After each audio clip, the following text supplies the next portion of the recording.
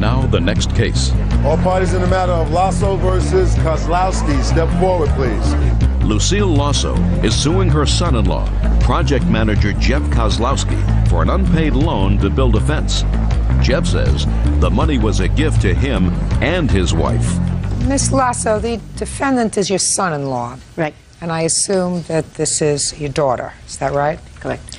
Is this also a daughter? Yes. According to your complaint, you made a loan to your son-in-law and your daughter in the amount of $1,000. You made that loan about a year ago, and it was for them to be able to put a fence around their swimming pool. Mr. Kozlowski says that there was no loan, that this was a gift, that you made the gift not only to them, but to other of your children in the same amount of money, and that the only time that it became a loan was when the family had a falling out.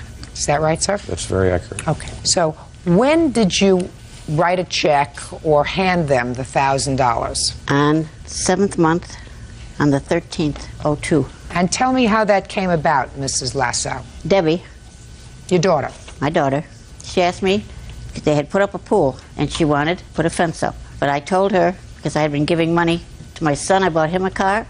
I moved my daughter out here from Chicago, and I told her I was using too much money and that I would loan her the $1,000, but I wanted it back within a year. And the three of us were in his kitchen, and it was quite clear. I said in front of them, this money I want back because I have been spending too much. You said you gave your son money to buy a car. Right. How much did you give your son to buy the car? $3,500. And how much of the $3,500 has he paid you back? $1,000. When was the last time you received a payment from your son? Oh, I'd say 5-6 months ago. Prior to July 13th, how much money had you given your daughter and son-in-law? Didn't I keep it? I gave them a lot of money. Well, they did a lot for me. I loved them to death. And when they needed something, if I needed something, it was mutual. One hand washed the other. What kind of work did they do for you? He put a patio in for me. She did all my gardening. And how much did you pay them for that? I paid them in buying things. Like what? He put my patio... Like what? I'm telling you. He put your patio in, and what did you... patio. I bought him a guitar for $400. Guitar for $400? And we would go shopping. Patio. Okay, go ahead. To put it in. All right. I'm getting the picture. Now, what happened between your daughter and you after July? I moved my daughter out here, and she did not like that. Who did not like that? Debbie did not like that. She became very hateful, very belligerent, and we had a big fight. In fact, she put a restraining order against Julie, and she did nothing. And she lied. And she filed it in behalf of me, which I had nothing to do with. So when I went She filed it on behalf of you? Yes. She came to my house, and I said, "You did what?" I said, "Get out of my house. That's it. I will never give you another penny." So we went to court, and she has the paper that she filed, and none of it is true. None of it. Okay, so you had a big fight with your daughter. And what month was that, would you say? August she filed it. Well, we're talking about now over a year ago. When did you decide to get this money from her? They stashed a pool, an old rusty pool, under my deck.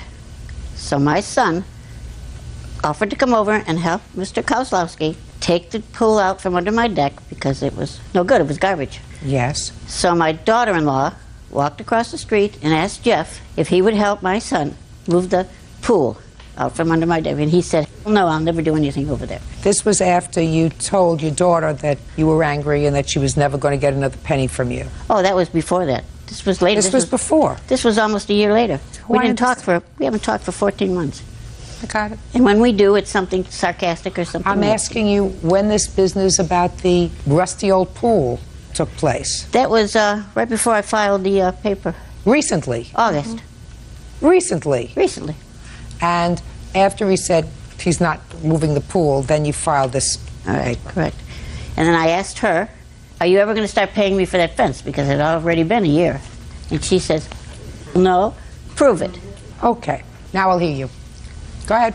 My mother-in-law came over to our house and sat in our kitchen, gave us $1,000. Actually gave my wife $1,000.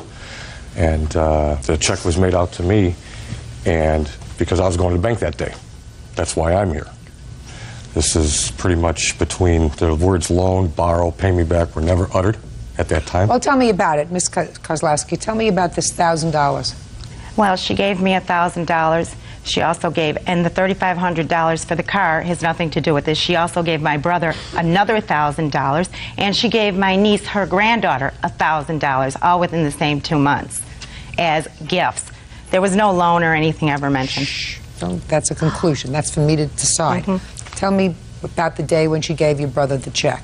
I asked her, or I don't recall exactly why, but she said she was giving it to him because of all the work that he'd done around her house, and it was just because he was low on money, and he opted to use that as a mortgage payment, and I opted to use it for a fence. Ms. Lasso, I have to make a judgment as to whether or not I believe that when you gave your daughter this, listen to me carefully, that when you gave your daughter this money, this $1,000 check, you anticipated its return and that there was a clear understanding between you and your daughter and son-in-law that this was a loan. Yes, ma'am. And I find that it was not a loan. I find that it was a gift that you made, and that your argument with your daughter and son-in-law, which escalated into a Cold War, unfortunately, between the three of you, ultimately reached its crescendo when your son-in-law was asked to get rid of this pool that was stored, and he said he's not helping. And it was shortly thereafter that you decided you were going to file a lawsuit against them for $1,000. All I want to know is, do you have a check there? Yes, Is your ma'am. canceled check I didn't on it? write. Shh. Okay. Does your canceled check say loan or No. anything that would suggest a memorandum that the money was going to be returned? No. When you gave your son $1,000, was there anything on his check that indicated gift or loan? No. This was strictly So you may be angry with your daughter. That doesn't mean lawsuit. That doesn't mean case. Your case is dismissed. Ma'am, It was a gift. Can That's I all. say something? Thank you. Thank you. Parties are excused. You may step out. Well, we know who's lying here, don't we? Go ahead, always Ms. you. Meyer. 86 on the count in the matter of Simon versus Smith. Parties have been sworn in. You may be seated, folks. Miss Simon, you hired the defendant to house sit for you when you were going away on vacation. You also Right. have pets, is that right? Right. And you had never used her services before, but she came highly recommended from somebody else. Right. It is your claim that while you were away, she allowed unauthorized people in the home. Correct. When you came home, you paid her. Right. And within a day or so of your arriving home, a neighbor told you that there had been people in the house. At that point, you claimed that you went back into the house, you checked around, and you found money that you had left in an unlocked drawer had been taken, $900 in $100 bills. Correct. And also that as a result of her allowing unauthorized people in the house, you decided to change the locks. So you are suing her for $1,000, which is for the locks and the $900.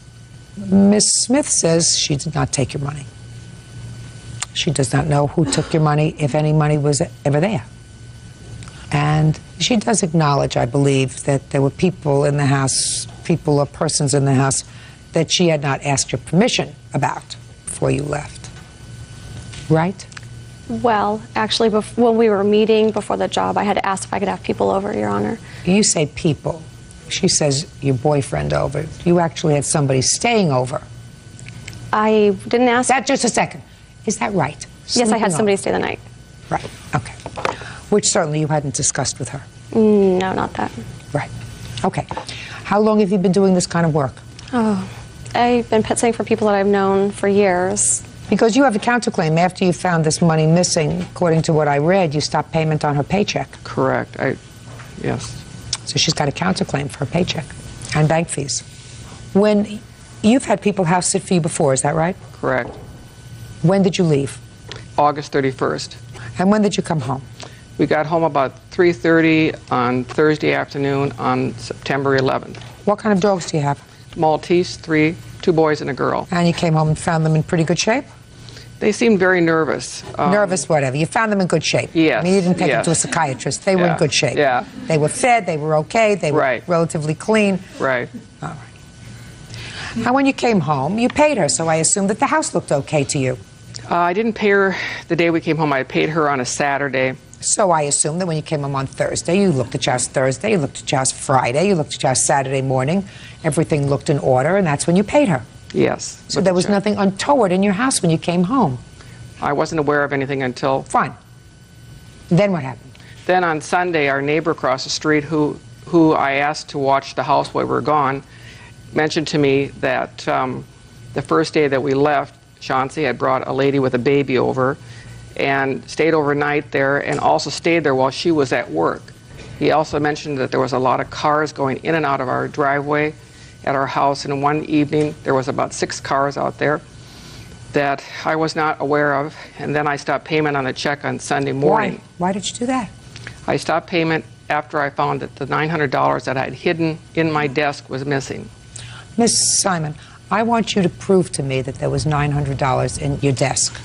I have some ads here that I advertised a rainbow swing set. That's a very expensive swing set. I started advertising it at $2,800 and ended up advertising it again in Trader Publications 3 different times for $2,300. The 3rd time I advertised it, I sold it. A fellow came to the house, bought it, gave me $1,800 in cash. That was all $100 bills. Yes, go ahead. I don't have to look at it. Okay. And when was that? And that was the end of May.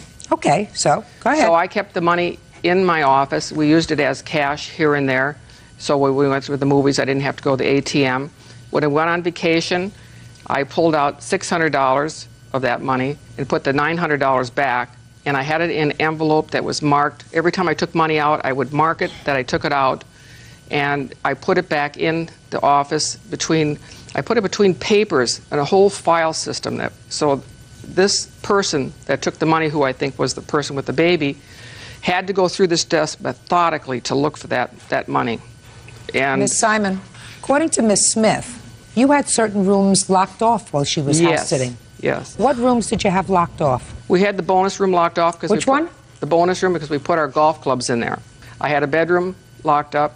Why did you lock up the bedroom? Because we had painting done, and all our figurines and expensive things were in boxes, and I wanted all that stuff wrapped, all locked up. That's 2 rooms where you could have put this $900. Right. What else was locked up? A closet in my bedroom. Why did you lock up your closet? Because I had my clothes and my jewelry in there. Then you take out the $900 if you had $900 and you put it in your closet. I wish I had thought of that, but hadn't. You can't blame her for that. Yeah. I mean, I'm not going to accuse you of lying to me, but I'm saying to you that if I have cash and I take the trouble to lock up methodically certain rooms in the house for certain things, and don't go into your den, which you leave open, and take out an envelope full of cash, not figurines that you have to pawn, not something else, and put them in your closet along with your jewelry, I find that suspect. Elmira Simon says pet sitter Chauncey Smith stole money from her home while she was away on vacation. I don't buy, A, that there was $900 in cash in your desk, and B, even if there was, she's not responsible. Well, someone had been in that desk. Well, I have no idea when that happened. Maybe it happened the Friday when you came home. Who is this person here? This is my husband. Maybe he took it on Friday. You know, I know you're laughing. I mean, I could make up a whole scenario. Right. You know, he's got a 22-year-old girlfriend who flies, and he wanted to give it to us so that they could go to Costa Rica together. Believe me, I could. Right, sir? I mean, I could make up a whole litany of stories. She's not the only one who's entitled to the house. Okay, but believe me, I could kick myself for not thinking about that. Simon, you got my drift? Yeah, I got your drift. You cannot establish the fact that even if you had this $900, that she had anything to do with taking it. Well, so therefore... He saw the money before we left. Listen to me. He may have seen the money before you left. He took it on Friday. I think he would have He took it on Saturday. I have no idea where your money is, if it was there at the beginning. And I tell you this, common sense indicates to me that somebody who's so methodical, who writes down every time they take out, who has an envelope, and on the envelope writes down September 1st took out $100, right? September 15th took out $200. That kind of person who's so methodical and who takes the trouble of locking 3 separate areas in the house doesn't take out this money, especially... Let me tell you. No. It's quiet. Especially when you say, you might have said, well, I forgot that I had the money there. That's possible. You know, sometimes listen, I'm speaking. Sometimes I take money and I'll put them in a boot. You know, I'll take a couple $100 or I'll take $20 or $40, put it in a boot for mad money. And then at my age, I forget. So that I forget that it's there. And all of a sudden I go put on a pair of shoes. I can't get my foot in the shoes. And it's because so if you said to me, I had the money in my desk drawer and I forgot. Say, well, you know, that's possible to have money in your desk drawer and forget about it. But that's not what you said. You said you went there right before you went on vacation and took out $600 to go with you on vacation. When you take out the envelope, you say, I have a locked room downstairs, I have a locked bedroom, and I have a locked closet. So I'm going to take the rest of this money, the rest of this $900, and I'm locking it up. Your lawsuit's dismissed. Now, let me get to your counterclaim. All right. You got it. You got it. She had absolutely no right to put a stop payment on your check. Absolutely none. You shouldn't have had people over at the house. Whether you had people over at the house, shouldn't have done it. Absolutely. But there is no indication that having those people over at the house caused any damage to the house. The house looked perfect to her when she came home. She lived there 3 days, and then she came and paid you. And the dogs looked fine. So she had no basis to put a stop payment on your check, which was $335 on the counterclaim. Judgment for the defendant. Thank you, Your Honor. Parties are excused. You may step out.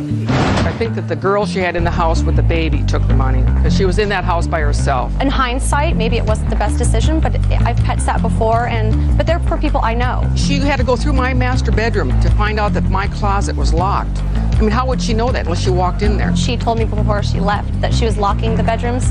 That's how I knew that they were locked. I should have locked it up like I locked everything else up. I'm sticking with pet sitting for people that I know and that I trust. And now the next case. All parties in the matter of Young versus Page. Step forward, please. Baker Vicki Young is suing her ex-boyfriend, machinist David Page, for the return of personal property and mental anguish. David is countersuing, also for the return of property and for defamation of character. Ms. Young, I gather from your complaint that you and the defendant lived together for 15 or 16 years. Yes. You have no children together? No. But you had 3 children from previous marriage who, according to Mr. Page, he supported during those 15 years because you were not receiving child support, and he took care of you as a family. Would that be a fair statement? Yes. This is your complaint. Your complaint says that there came a time when you had an argument.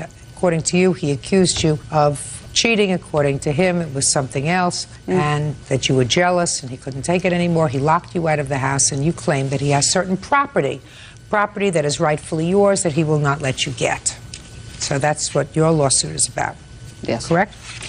And you're also suing for mental anguish. I'm not interested in you. If you had enough of him, you should have left him before.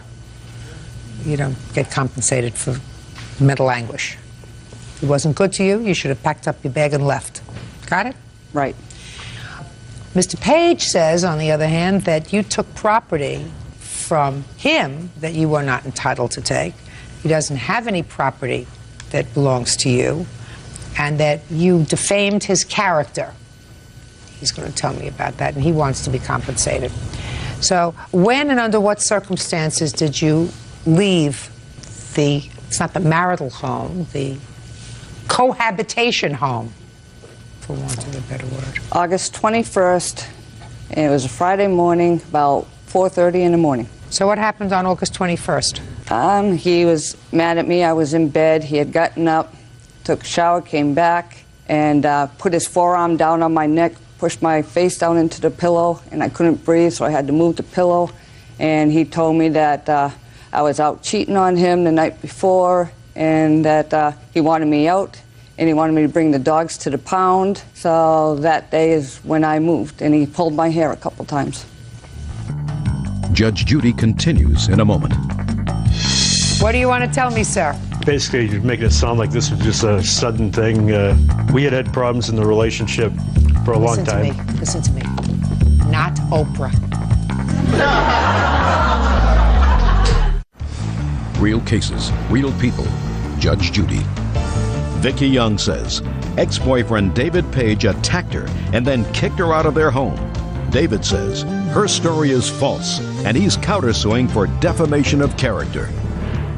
What items do you claim are in the house that belong to you? Well, a bike jack is one of them. And, A bike jack? Yeah. Do you have her bike jack? She is in possession of that. That was in the storage unit. Okay. What's next? The printer and the fax machine. Printer and fax machine. Yes, I do have that. Okay. Printer and fax machine. She's going to pick that up. Okay. Okay. What else? He does have my truck key. I've asked for my truck Truck key? Yeah. the key You have to her my truck key? Yes, I do, and she also has a spare key and remote control for my truck. Okay, will you return that Yeah. to him? Perfect. Could you give that to him, please? And do you have her truck key? Yes, I do. Here we go. This is so easy. Not even breaking a sweat. Have a sense, Mr. Page, you're just happy to have it over. The exchanging of the keys. Phew. What else? That's the only thing I have proof of. Perfect. Now, Mr. Page, what do you want to tell me, sir? Basically, you're making it sound like this was just a sudden thing. We had had problems in the relationship for a long time. Listen to me. Not Oprah. Got it? Okay, what would you like me to... I would like to know about your lawsuit, sir. Okay. You have a counterclaim. Yes, when... You want to tell somebody about your relationship? You go on Oprah. When she moved out, she moved in with a friend of hers, and I had tried contacting her about some mutual property, and next thing I knew, I was getting a stalking petition against me. What happened to that stalking petition? I went to court for it, and her friend never showed up, so it was dismissed from court. What do you mean her friend? What her friend? It's her friend she was staying with. She's the one that pulled the stalking order. Well, then, Okay. that's not defamation that you can attribute to her. Well, basically, what happened after that, once this got thrown out of court, the police department at home had told me to try to contact her before going to small claims court about the storage unit. So I tried calling her twice at work after this stalking petition was over, and next thing I know, 2 days later, I get a restraining order. And this time it was her that filed it. Can I see it? Yes, you can.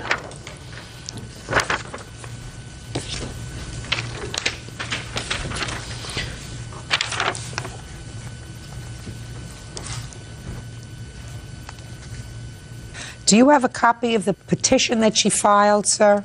What charges she made against you? Yes, basically it's what she had told you, that I had put my arm on her neck. But this was a month and a half later that she filed this restraining order. The day previous to her filing Okay, I got it. What took you so long? My friend had filed for the restraining order because he was calling her in 6 in the morning. I'm not interested in your friend. I'm interested in... Well, I was included on that restraining order, that's why.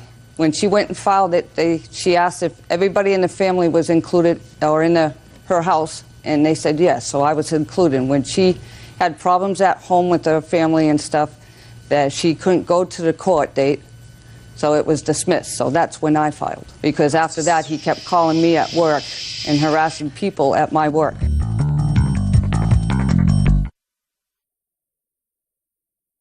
Have anything else you want to tell me? Well, yes. The money I had paid on that storage unit, she locked me out of the unit right after I paid for another month on that storage unit, where I couldn't get a hold of my property out of that unit. So? I had some weightlifting equipment that was worth money in there. Where is it?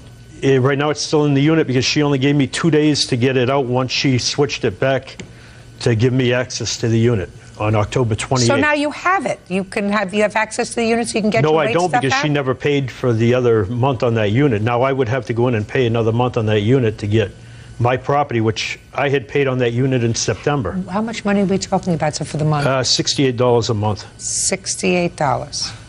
After 16 years, $68 is what it's about?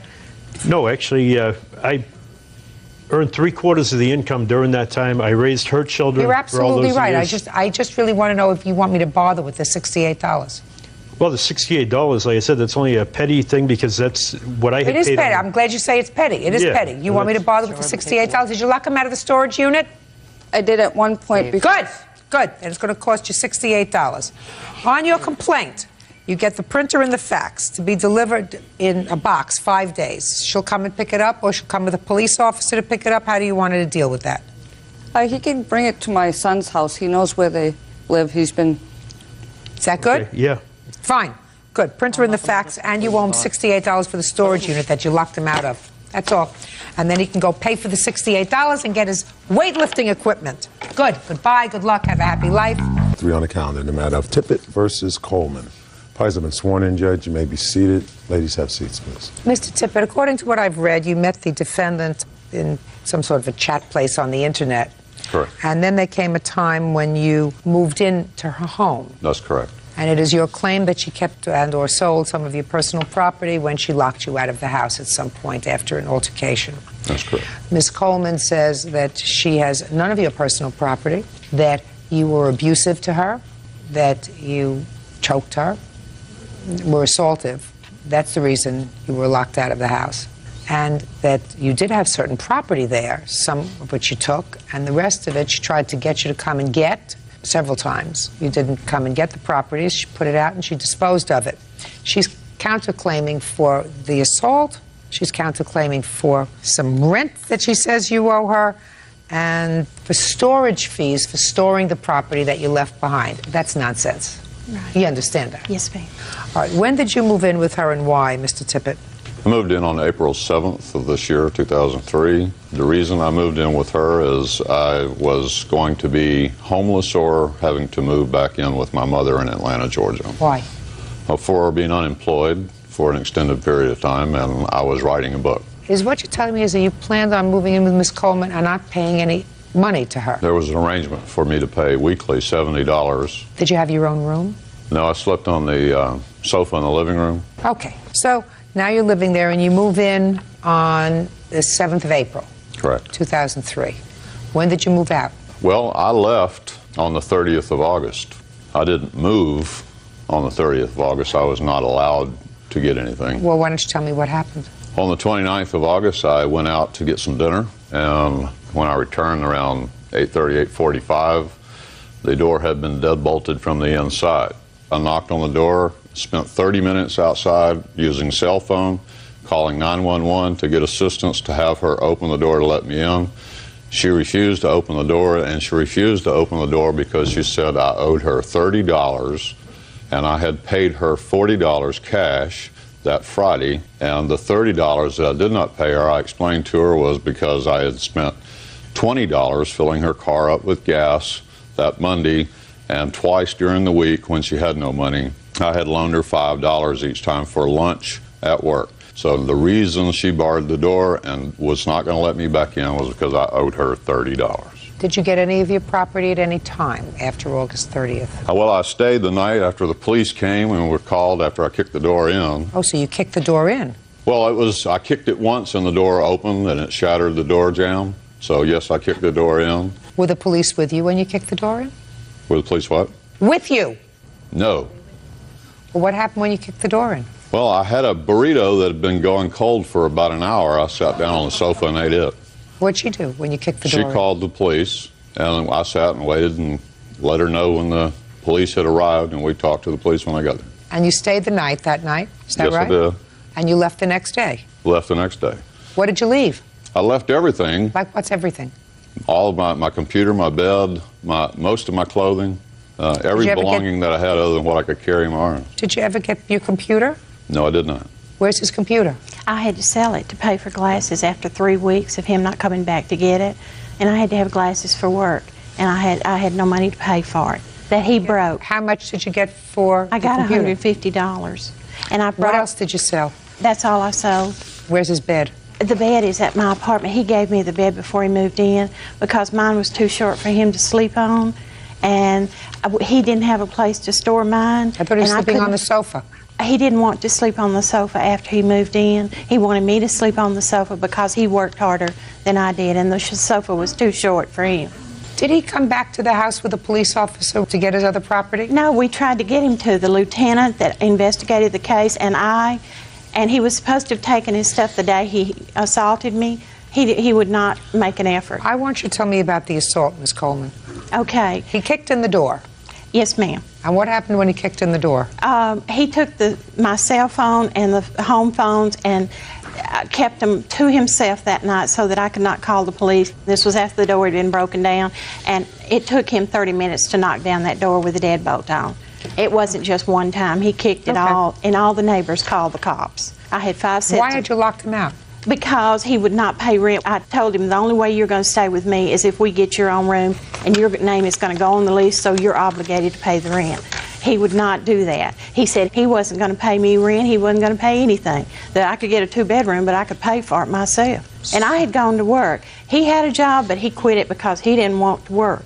He wanted to write his book, and he wanted me to support him while he did that. What was the entire rent on the apartment? $589 actually a month. That includes all the utilities? No, ma'am. He had to have cable TV, so we had the cable TV. We had electric, we had phone that he called his mother on. Also, when he moved in, he agreed to go to work and pay me rent. After a month, I had to make him go to work. I called the cops, I wanted him to leave. He would not leave. He said he refused to leave. Robert Tippett says ex-roommate Sally Coleman owes for the return of his belongings.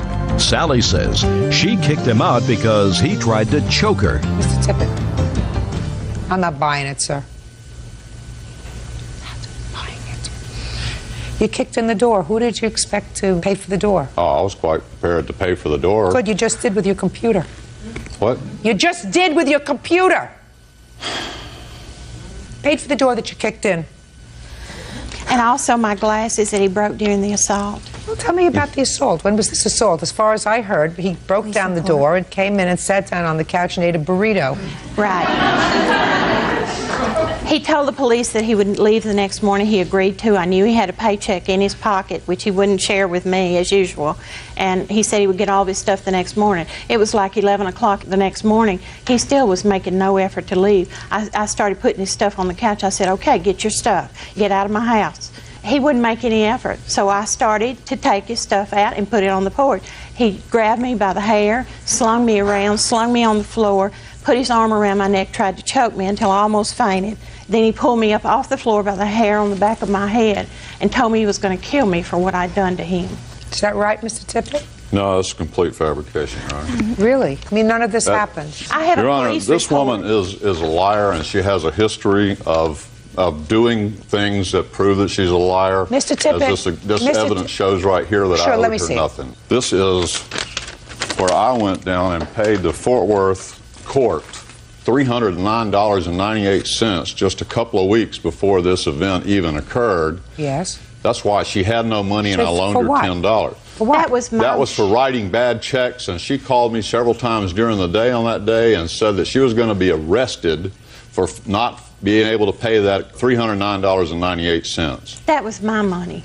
He got my paycheck and took it down there to pay because he wasn't working, Your Honor. and I couldn't get off work to go. That is a receipt that has my name on it. I know it has your name on it. She said it was her money. Where'd you get $309.98 from? That was money that I had. From where? From work. What work? You told me you didn't have a job. I never told you that. I was an independent contractor for a local courier service in the Dallas-Fort Worth area. I worked it was 5 to 6 days a week from 8 till 5. Mr. Tippett, Mr. Tippett, don't think so. Who are you? A friend of Robert's. Is he living with you now? No. Good. I have a... Shh. Stand up. How long have you been his friend? Since September, mid-September of this year. Of this year? Correct. Then you know nothing. Okay. Sit down. Except for one thing.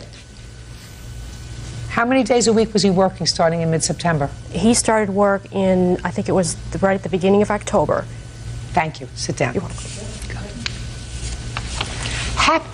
Happy. Your computer paid for the kick-down door. Listen to me very carefully. Is he out of your life? Yes, ma'am. Did you change the locks? Yes, ma'am. Very good. Goodbye. Have a happy life. Don't take anybody into your home that you met on the internet. You understand me? Yes, ma'am. Good. Goodbye. Thank you.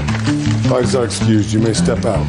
He was so hostile to me that I couldn't stand to leave. I was afraid of him. That's total fabrication. The final straw was when he kicked down my door and assaulted me. I kicked the door in. That's all I did. Live by myself the rest of my life. Get a dog. And now the next case. All parties in the matter of Ballounis versus White. Step forward, please. Executive search consultant David Ballounis is suing his former employee, 23-year-old waitress Erin White, for an unpaid loan to buy a car. Erin says David gave her the money with the hopes of having a relationship. Mr. Ballounis, you claim a loan to the defendant for a car. Correct. And she said there was never a loan, that you made a gift to her of this money for the car. And in addition to that, she says that she did some work for you. How do you know her?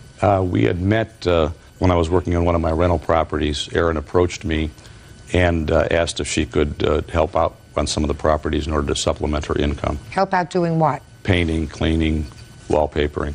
What kind of rental properties do you have? I have townhomes, condominiums, and some single-family homes. And did she do any work for you? Yes, she did. When did she start to do work for you? She began work someplace in the neighborhood of 7903. Tell me about the car loan. The car loan is something that she requested of me. I know she had a difficult time getting around town, and she first approached me and asked for a loan for $2,000, saying she didn't have quite enough to be able to buy the car. And then in the next conversation, she came to the office and said, "Can you make it $2,500?" And when was that, sir? That was the day that I wrote the check, which would have been August the 21st of this year. So she had already been doing work for you since July. Correct. And been paid. Correct. So you gave her a check for $2,500. What was the agreement as far as repayment? A repayment I had actually, because Erin, at least at that time, said she was interested in doing more work. I thought my downside risk was somewhat limited, and she seemed like a reasonable person. So I had her sign a promissory note as well as an amortization schedule. Can I see it, please? Yes.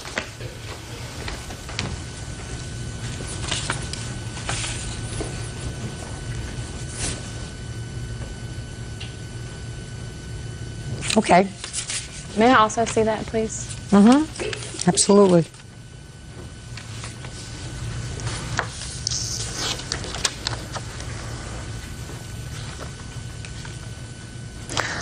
On the money that I had borrowed from Mr. Blennis, there was a period of time that was for about a week and a half before I had asked for the money from him, which I was not paid. When I had gone back through, recaulked things, done my final cleaning, I had waxed down the cabinets, scrubbed the hardwood floors, which was, I feel, as far as $2,500 was payment for the work that I had done that week. I didn't understand the word you just said. Is what you're trying to tell me? As far as the I'm speaking. Judge Judy continues in a moment. A loan, as far as me working it off or me giving him, is the same thing. No, that's yes, not it true. is. Well, to me, No, it no, is. no. Yes. No, no, no. Yes. Dear, listen to me. Real cases, real people. Judge Judy. David Baluna says former employee Erin White owes for an unpaid car loan.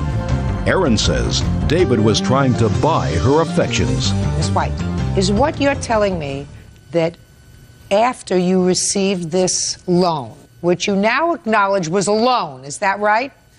As far as a loan, yes. You asked me a question. No, I Was didn't it a ask you. loan? No, listen to me. Listen to me. Miss White, what happened was you said, "May I see that?" Correct. And I said, "Yes." And I handed it to you, and then you started to speak.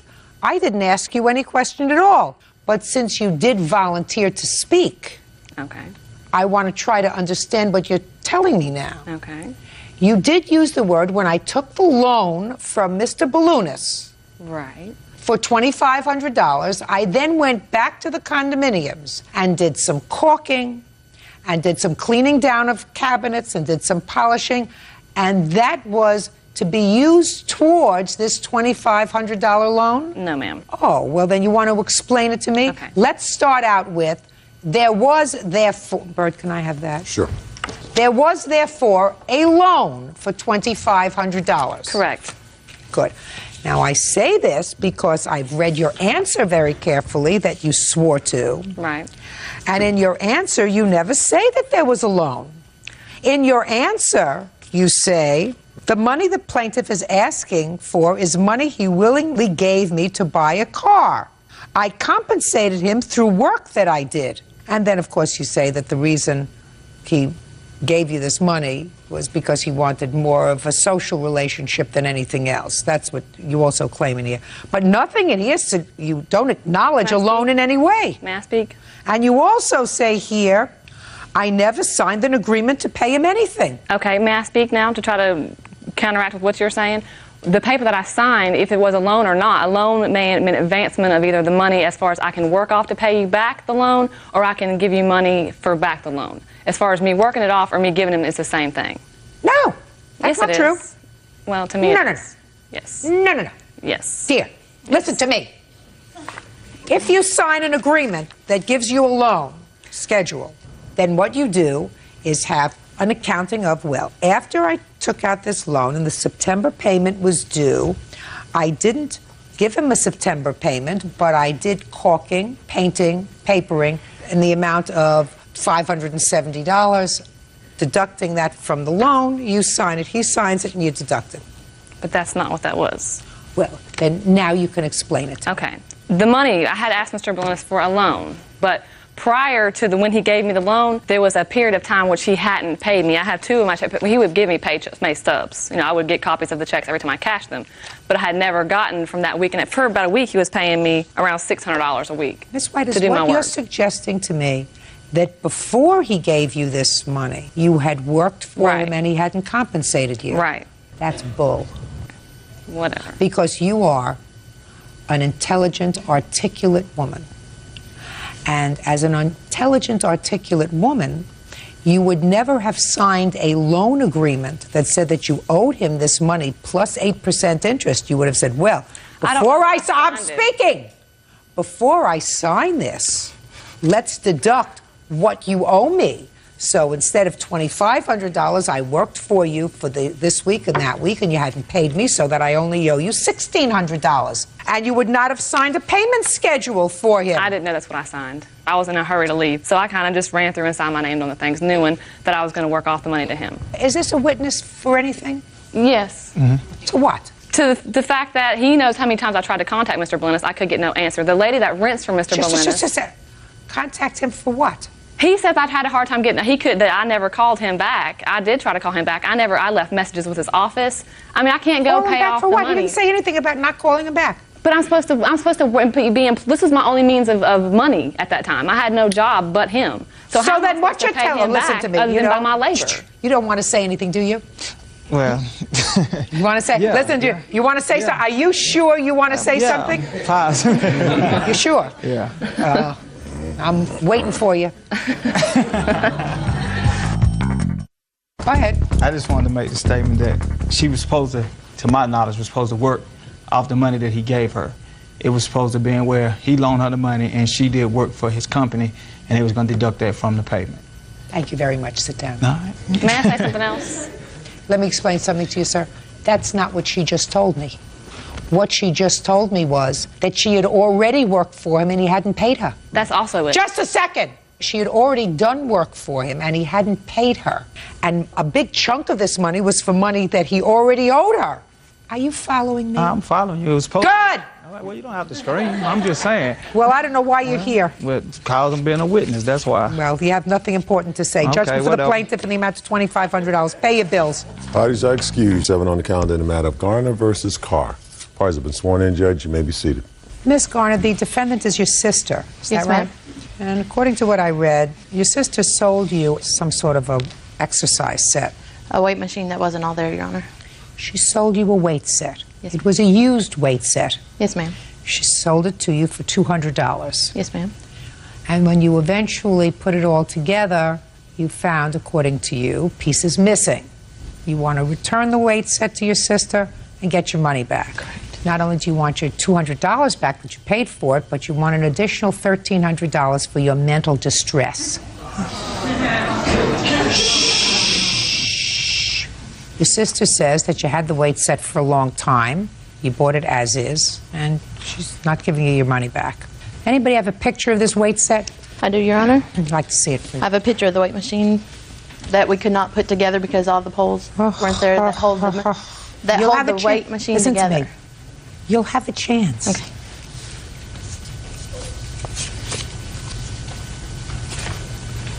What does it do? I'm just looking at this. Absolutely nothing right now because it can't go together. But it's for working out. It has the different... It's the whole weight machine all around. It's got the biceps. The home gym. It's a whole full home gym. Okay. When did you purchase this? I believe we purchased it around February. We gave her the money for it. February of this year? Yes, ma'am. When did you take possession of it? March or April. March or April. Was it March or was it April? We'll say April. Yeah.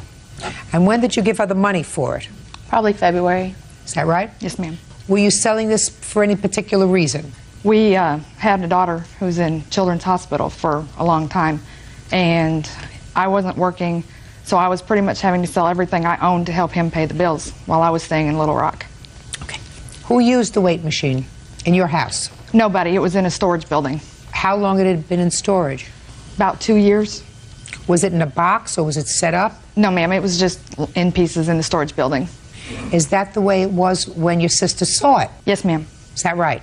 I didn't see it in her storage building until her and I began to load it into the truck ourselves. But when you saw the last time I saw it, it was put together in her house in Texas, I believe. It's a couple of years ago. Yes, ma'am. Several. But when you saw it, when you were purchasing it, I knew she had the machine. She told me that I could purchase it for $250. I said, well, we'll pay you $200. She said, okay, I need the money. And I never saw it before I told her I'd purchase it. She said it was in the storage. She needed it out. She needed the space. And I said, well, if it's usable, sure, I'll take it for $200. When did you put it together? Probably in June. About June. We left it in the same position it was when my sister brought it over, because it is a heavy piece of equipment. Okay. So we left it in the position in the garage that it was, and all the pieces exactly where they were.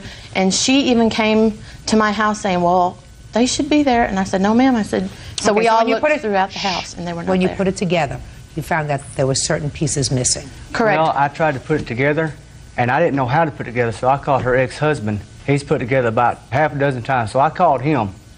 And I said, hey, could you come over and help me put this weight machine together? I had it halfway together. He walked in there and looked and says, hey, man, all the pieces ain't here. So it wasn't until June that you discovered that all the pieces weren't there. Yes, ma'am. And what did you do when you discovered all the pieces weren't there? We called her and told her that, hey, do you still have the poles? There was no hostility or anything. We said, there's pieces missing, can you check? Yeah, let me go check the storage, they may still be out there. So we went out there, and I even come to her. You went? Well, I called her, and she said. No, I said, but they you went couldn't out find- with her. After she couldn't find them. So I said, well, let's dig through. I physically helped her move everything out of her storage building. And you couldn't find them. And they were not there. But she had them stored previously at somebody else's house. Whatever. Did you try to get other poles for the machine? Well, we thought it would be up to her since she sold it to us, and she said she would get us the parts. And so we said, okay. A few weeks went by. I said, I would casually mention it because it upset her when I talked about it. Fine. So because she probably didn't have the money to give you back the $200. correct. That's what we figured. So Fine. we decided that. Good. Okay. And it's clear that some of the pieces were missing, right? Yes, Your Honor. Okay. And your position is that she purchased it as is? Yes. We did not know at the time that the poles were missing, and we offered to buy them. So why didn't you? Well, Your Honor, that's where I come in. I told them to email or get in touch with the company, find out how much the poles cost, I would replace them. They come 2 weeks later, said they tried to email the company, and the company would not respond to their email. I had a person I work with email the company because I don't have internet at work. Okay. And I got a response the next night. And the response was? Model and serial number off of the weight machine. Okay. Contacted them, they said there wasn't one. I contacted the company back. We said we and couldn't told them. find one, Your Honor. They said they need pictures of it. Okay. I told them to get me pictures of it. I still haven't seen pictures of it. Your Honor, they decided to get pictures of it after we had already told them, no, we don't want it. Please just give us our money back. They said this after the fact. I called her the last time. I said, Dottie, when are y'all coming out? You know, just being nice about it because I didn't want to flat out say, hey, give me my money back. She said, what are we coming out for? And I said, aren't you going to take pictures of the machine? You said you needed pictures. And she said, no, you guys can do it. And I was like, well, you sold it to us, so I think it should be up to you. Miss Garner, what you're doing then was being a little stubborn. Judge Judy continues in a moment. I'm not your psychiatrist and I'm not your family therapist. If this wasn't family, Your Honor, if she wasn't family, would we not get some kind of something from my son who is upset about this? Not a farthing. And later today, I tried to help my kids out the best I can. You didn't help them out this time, Miss Morgan. What you did was really give them the short end of the stick. You got the front end of the dog, they got the rear end of the dog. real cases, real people. Judge Judy. Christina and Ronnie Garner claim Christina's sister Dottie Carr and her husband Richard owe for the cost of an exercise machine and mental distress.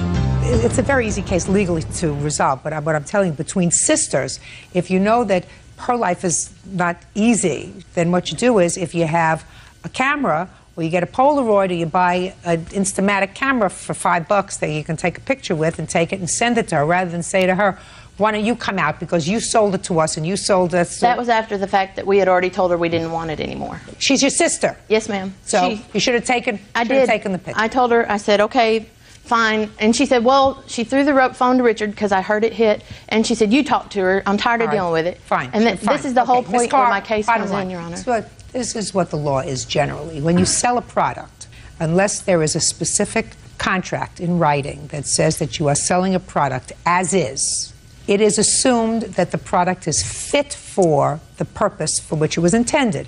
In this case, a weight machine. You do not have, I assume, a written contract with your sister that says that she purchased this item as is. No, ma'am. So that the general rule is that when you sell a weight machine, it's capable of being used as a weight machine, not as a clothes hanger, which most people use their weight machines for anyway after a while. So you get the weight machine back and they get their money back. And your aggravation, you don't get anything for aggravation. It's not aggravation. I'm aggravated all the time. It's over him and our son. She cussed me up in one side down the other. In front of my 9-year-old In front of our 9-year-old son, and she wouldn't even return his calls. Okay, fine. And he was very upset with why his Aunt Dottie was acting this way. Well, then you towards him. tell him that his Aunt Dottie, put your hand down. And you tell him that his Aunt Dottie was acting that way because she wasn't being a grown-up and she was, I did, Your Honor, upset. and he was but you very don't get still paid. upset. Listen to me. You don't get paid for that in a court. It's unfortunate if that's what happened. It's sad. It's not right. But it doesn't mean that you can sue for it.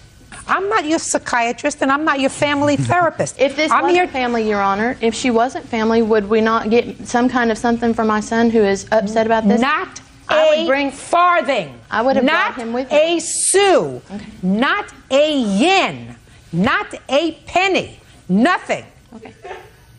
But you get your $200 back. And they get the weight machine back. Okay. Judgment for the plaintiff. Your Honor, can you make it where they come and pick it up themselves? Because we've already delivered it to them one time. Well, Your Honor, I delivered it out there to start with when they purchased it. No, sir, you weren't there. Listen to me. Listen, I have only one question. Do you want it back? No. No. You don't They want it bought back? it. I don't want the She weight said, machine. you're going to pay for it anyway. Do you want it back? No. No. You don't want it back? We offered Fine. to make Put it it out. right, It's so- trash. Judgment for the plaintiff in the amount of $200. That's all. Thank you. Parties are excused. You may step out. It could have been taken care of a long time ago and we wouldn't have had to be doing this. 3 weeks, all we kept hearing was, Ronnie's mad, he's gonna sue. The $1,300 was just to prove to my sister that I meant business. She drags me thousands of miles away from my 18-month-old daughter on a ventilator. I don't need her in my life. They needed a vacation anyway. And now the next case. All parties in the matter of Morgan versus Morgan, step forward, please. 22-year-old student Victoria Morgan and her husband, Air Force officer Gary Morgan, are suing Gary's mother, office clerk Denise Morgan, for the cost of a car. Denise claims the vehicle was a gift from the couple. Mr. Morgan, this is your mom Yes, ma'am. and your mother-in-law. Yes, ma'am. Miss Morgan, I'm going to start with you. Okay. Your children claim that they were helping you out about 3 years ago because you didn't have a car. And they bought a car for you, and it was their understanding, and you agreed to make all the payments on the car. This was your car. But for some reason you didn't have enough credit or whatever to get a loan yourself. More recently, within the last few months, your kids needed a new car themselves, and with this loan that they had for you, they were not given a line of credit to purchase a new car for themselves. So they said to you, Mom, could you pay off the car or get the loan in your name because we really need a new car for ourselves? You have children? 2. So what you did, according to them, was you said, here, take your car back. I just bought myself a new car. So they're stuck with a car that has how many miles on it? Over 90,000. There's over $4,000 that's still due and owing on the car, and the car isn't worth that much. So in effect, your children say that you stiffed them. You tell a different story.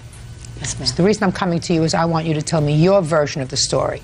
Starting in the year 2000, you called your kids and said what? Then my car had broken down, undrivable to go to work, and then I needed a little bit of help. You need some help doing what?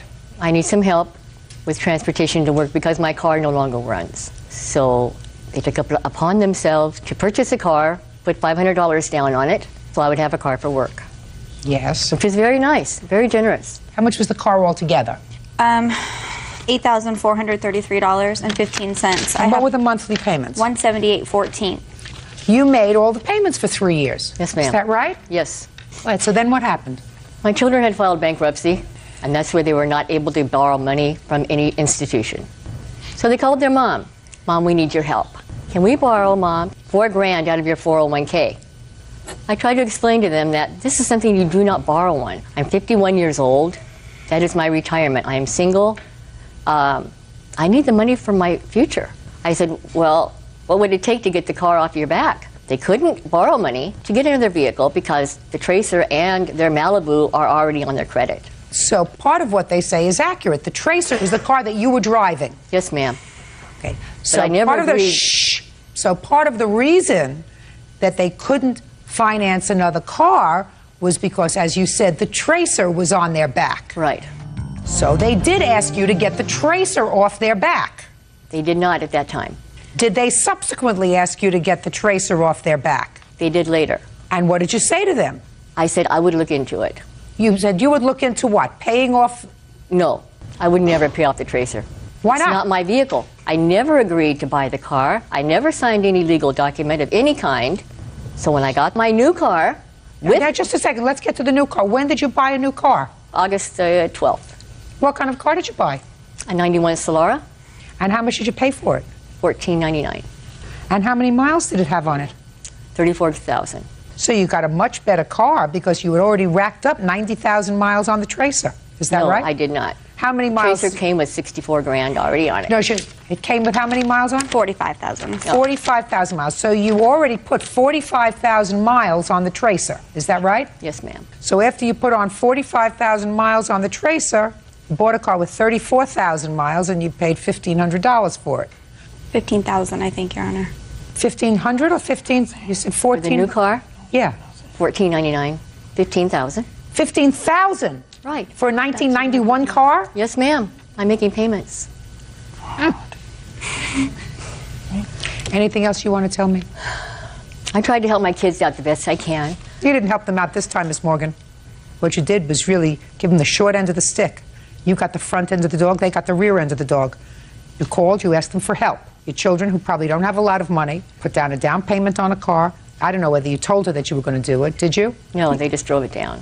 We drove it down to her. Okay, so it was a surprise. Yes, absolutely. If it was a surprise, Miss Morgan, is what you're telling me that it was a gift to her? No, absolutely not. When we got there, my husband made it very clear to her how much we spent. We showed her the contract. She had the contract in her car for 3.5 years with how much we put down. He asked her for that immediately. She said that she would give that back when she could. 3.5 years later, we still haven't gotten it back. You mean the down payment? The down payment. And she knew that she was to pay the car off. So she then agreed the entire to make loan. the payments Absolutely. on the car? And she did. And she did for 3 years? Yes, up until. Right. And you had the responsibility to continue. And if you wanted to sell the car, you should have spoken to the children and said, listen, I want a better car. I want a car with less mileage on it. I'm going to sell it, even though at this point you probably can't get $4,000 for it unless somebody finds a patsy like you who's going to spend $15,000 on a 13-year-old I couldn't car. pay off the car. It's not in my name. It's in his name. Just a second. You can pay off the car, just as they accepted your payments every month for the car. They would accept your payoff for the car. I never intended on paying off that car. Never.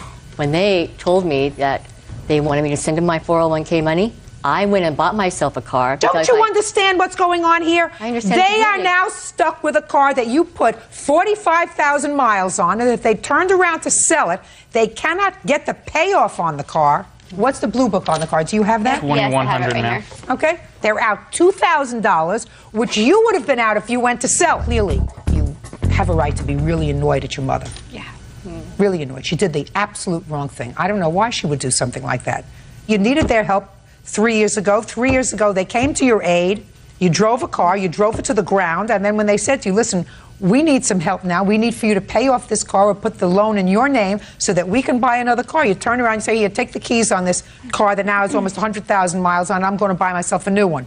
That's absolutely outrageous. How much is left on the car? Right now we owe $4,050.21 because we've been making the payments. Fine, and the car is worth $2,000, so you could sell it for $2,000. I got a $1,000 offer on it, and that's the highest we've gotten, so I would like to sell it for that. Well, I'm sorry, madam. What's the blue book on the car? It's $21,500, and that's in fair condition. I don't know. But if that's the blue book on the car, I have to have some measure of value. Because if you had come here, Miss Morgan, and said, I've sold the car for $1,000, that would be your damage. I have that. You sold the car for $1,000? We are pending your approval, yes. I have the money and everything. Here, I have everything. Let me see.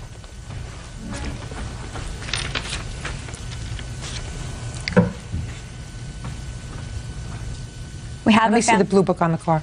It's right here. We have a family on base in the car. Listen.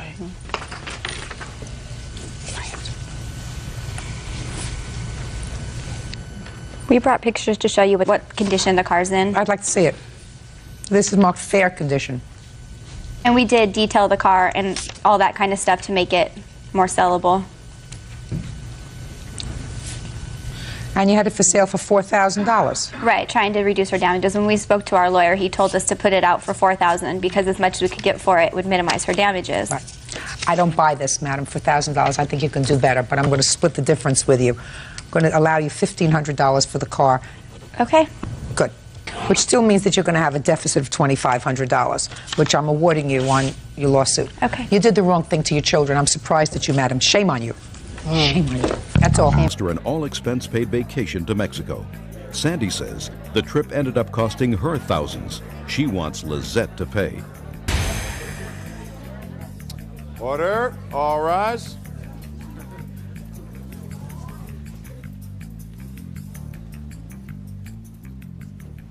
Your Honor, this is case number 345 on the calendar in the matter of Lang versus Guerra. Parties have been sworn in. Judge, you may be seated. Have seats, please. This is the case of the free trip that ended up costing you $3,800. Right? A little more than that. You, at the time of this whole experience, were dating the plaintiff's brother? Mm-hmm. Is that right? Yes, Your Honor. You work in some capacity where you got some free trips to Mexico. Mm-hmm. And you invited your boyfriend. Yes. Where is he, by the way? He's ex-boyfriend. Yes. Can I clarify? His sister-in-law and brother to go along on this totally paid-for trip, right? Yes, Your Honor. Now, why don't you tell me what happened when you got there? It started at the airport. They needed $407.12 for Carlos, her cousin, plane fare. So I put that on my credit card because we were already running late, and she said, I'll take care of it. I'll call Alaskan Airlines. So Carlos needed $407. At that point, ma'am, they decided to go ahead and pay for it. I wish they wouldn't have, so I could have... What were you going to do with Carlos if they didn't pay? He would have had to probably stay. I don't know. I really don't know. Okay, he would have gone with this. I don't know. Right. So you took Carlos along, and so far it cost you $407. You're not even in the sun yet. This is true. So what happened when you got there? I went down to the pool and ordered some food and drink, and at that point they said I couldn't charge it to the room. So I said, can you hold it for a minute and I'll go and talk to Lizette. And I went up to her room and she said, I'll take care of it. Go back down and it'll be just fine. I went back down and they said, no, it's not fine. I put it on my card. And the rest of the trip was the same way. Nothing could be So charged. for all the food and drinks, you put on your credit card? Or paid cash. Or paid cash. So then what happened? Okay, came time to leave, and they wouldn't let Bob and Lizette go. They said they had some unresolved payment. You were stopped at the airport, according to you. No. Where were you stopped? The party left, our group left, and Bob and I were running behind. We went to the taxi. As soon as we sat in a taxi, the security from the hotel came out and said that we had an outstanding balance that we had to take care of.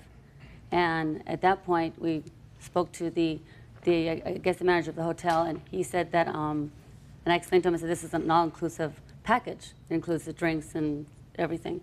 Anyhow, he said, no, not at this hotel. It does not. Bob, my ex-boyfriend, has a heart condition. So at that point, that's when I believe Sandra Lang or his family went ahead and paid for that outstanding balance. So mainly, Bob can get home because he does have a severe heart condition. And how much was the outstanding balance? $3,802. $3,802 plus $407. Plus the $407.12 for the airfare. So, $4,207. They said it was free. So far, the only person that got a free trip was you. No, not quite. Not quite. I have so far, the flight tickets came out to about $7,000. The next step was when Bob and I were looking at the brochure. We were going to stay at the Resort Nuevo Vallarta. That was the original reservations. That's when it included the unlimited meals, snacks, theme nights, you know, domestic and imported drinks, everything. Well, Bob and I were looking at all the pictures, and we thought, oh, this hotel looks nice. We then called, again, Alaska Airlines on August 31st and changed hotels. We missed the small print that says here all-inclusive. It did not have all-inclusive on it. When I called Alaska Airlines, we still stayed in the package department. They never switched over to the air-only. When you say we, who made the calls? Well, at the time, I made the calls. And Okay, I spoke so to you made the calls? Yes, I did. Now, how are you getting these free trips? My friend had planned a trip for his salespeople. At that point, he could not go on this sales trip. It's a sales team. Anyhow, it was Labor Day weekend. It was non-refundable, so he gave them to me to take the, my kids. How many people? I believe it was a party of like 10 people. I'm not sure, 8 or 10. Okay, and he gave you some kind of voucher or something? Yeah, we had vouchers and everything, yes. Had vouchers. And the vouchers never changed because it was a last-minute change because he had to cancel. It was electronic, so we never really got paperwork that showed there was changes like all-inclusive and non-inclusive. That's not their fault. I agree. That's your fault. I feel very badly. Well, you feel very badly. You have to compensate them. They weren't planning on going on a weekend. And if you have a problem, if you think that you had a problem with the hotel, if you have a problem with Alaska Airlines, then you have to deal with that. I have tried. You have no idea how much I've tried. Well, you're going to try harder because right now you're going to give us some money. And then you can go against Alaska Airlines. I mean, somebody invites you to go on a free trip. You weren't planning to go to Puerto Vallarta in Mexico. No. Your Honor. And they certainly weren't planning on taking another couple with them that they also paid for, right? That's correct, Your And they Honor. weren't planning on taking you. You're not even with the brother anymore. That's correct. Right? That's well. Correct. So if you have a problem with the airlines, and if you have a problem with the all-inclusive, and if you have a problem with making the arrangements and not reading the small print and everything else, Ms. Guerra, that's your problem. I agree. Why do you? Well, good. Then what are we doing here? Now, let's get to your counterclaim. You got a counterclaim here because you say that you've been the subject of harassment. Yes, Your Honor. But your statement says, Ms. Guerra, ever since this happened, someone has been calling and leaving very scary messages on my machine, threatening my life and my children's lives. That's correct. And it says here, the guy who kept calling referred to himself as hired by the Langs. So I'm going to ask you this question. You got this tape that you said you wanted me to listen to? Yes, I do. Okay, you can play it over there. Monday, September 21st at 10:11 p.m. Yes, message for Lizette. Lizette, you got till 9:30 tomorrow. You contact Sandy or Terry Lang. I understand you got a serious problem that needs to be attended to immediately. And if you want any type of salvation on this matter, without any type of repercussion, you deal with this thing, you deal with it now, okay? Well, I'll deal with you, and you're not going to, you ain't going to dig it. You ain't going to dig it at all. You need to get $4,000 together, just so right now, girl, you got till tomorrow morning, because you and all your kids will be gone. They'll be gone. Have a pleasant night. Bye. Judge Judy continues in a moment. You promised them a free vacation. The only one who got a free vacation was you. And later today, She would not speak to me in the courtroom. She would not speak to me at all. I called her numerous times. She would not return any phone calls. Did she ever return your call? Never. real cases, real people. Judge Judy. Sandy Lang says she was charged thousands for an all-expense-paid vacation to Mexico. She wants Lizette Guerra to pay. Lizette is countersuing over life-threatening phone calls. Somebody asked from your side this person to call her to get this money. You need not answer me, because by answering me, you are acknowledging that you were an accomplice to the commission of a crime. Do you understand that? I don't even know that person, Your Honor. I have no idea who that is. Why would somebody, out of the blue, call her for $4,000, which is the exact amount of money that is owed, unless that person was in some way connected with this case? Or connected with her. I have no doubt that she would have a friend of hers make the phone call purposely for a countersuit. There's no reason for any friend, relative, anyone that I know to make a call like that. That is sick. I wouldn't instigate that. It's beyond my apprehension. I have no idea. Your Honor? Yes. Prior to all this, I received many calls from Ms. Sandra Lang. They went on. Nothing as ugly as the one you just heard, but... So did you receive calls from Miss Lang both before and after you got this call? Yes. Just a Yes, second. Your Honor. So you received phone calls from her either both before and after this obnoxious Your call? Honor. Yes, Is that Your right? Honor. Well, then, Your Honor? Then that suggests to me that she wouldn't resort to this. She was taking care of it herself. Your Honor. Your Honor? Yeah. I have a note that she's admitting to owe the money that she signed. This is dated September 19th. Let me see. Plus, there was phone calls from Mexico. It adds up to $4,752.23. However, you signed a note with her for $3,874, right? Yes. Okay. She entered into an agreement with you folks that you were going to go on a trip. It wasn't going to cost you any money. It wasn't a trip that you were planning. You invited other people to go with you. You ended up paying for everybody else. And there's no question that Ms. Guerra believes that there was some sort of a problem with miscommunication with Alaska Airlines or with the booking agent, with not reading the fine print, all of which has absolutely nothing to do with you. But Bob did see this. Bob is the one that chose his hotel. After we had made the change with the people, we're looking at the brochure together, and that's when we saw this hotel.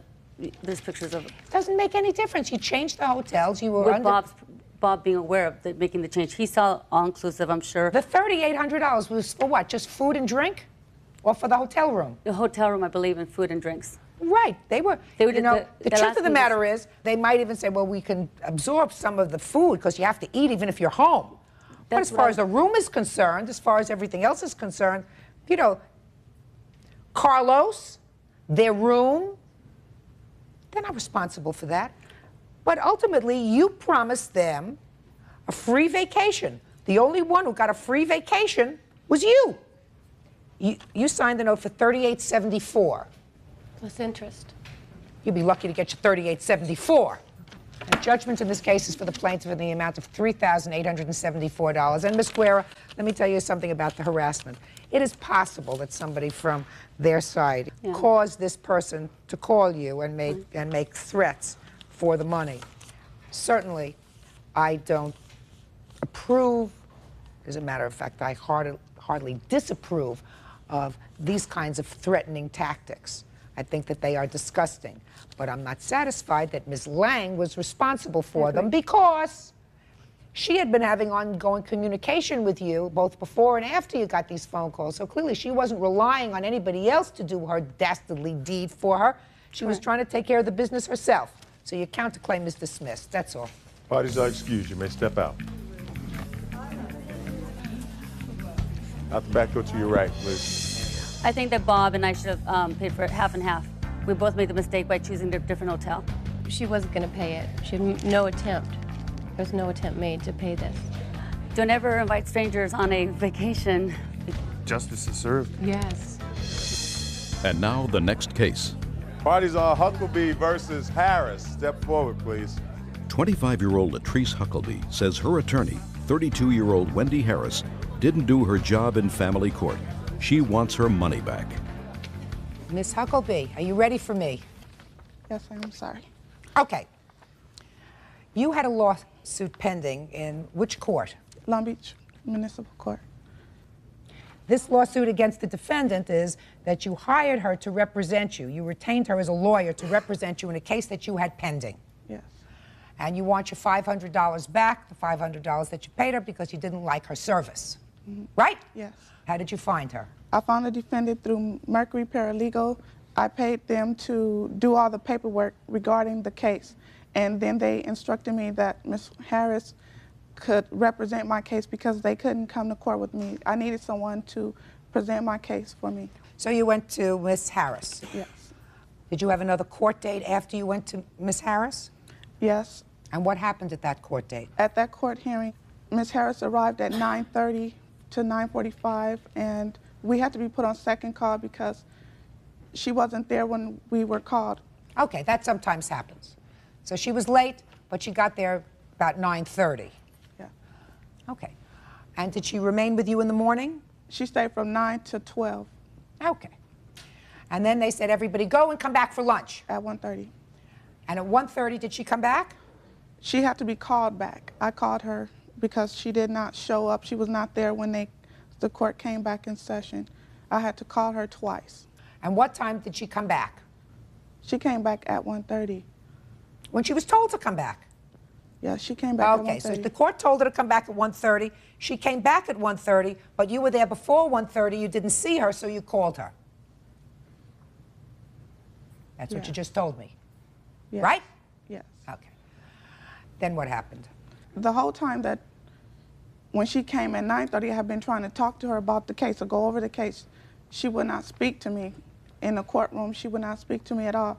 I called her numerous times. She would not return any phone calls. Did she ever return your call? Never.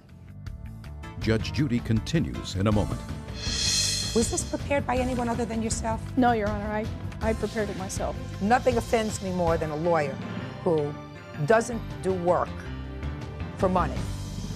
Closed captioning, sponsored in part by Real Cases, Real People, Judge Judy. Latrice Huckleby wants money back from attorney Wendy Harris for not doing a good job. Wendy says she did her job. Did you receive phone messages from her? There was phone messages that were received prior to me even being retained as an attorney. If indeed she wanted me as her attorney, she needed to retain me. Mm-hmm. And upon her retaining me, then I would return her phone calls. I left word with my secretary to contact the plaintiff to tell her to come in and sign the declaration, which was subsequently signed. And So I she filed did come in? Yes, she did. You got that call? Did you go in and sign something in the office? Yes, we signed it. Let me see what you signed. But the declaration was originally, everything was done through Mercury Paralegal. That has nothing to do with her. That has nothing to do with her.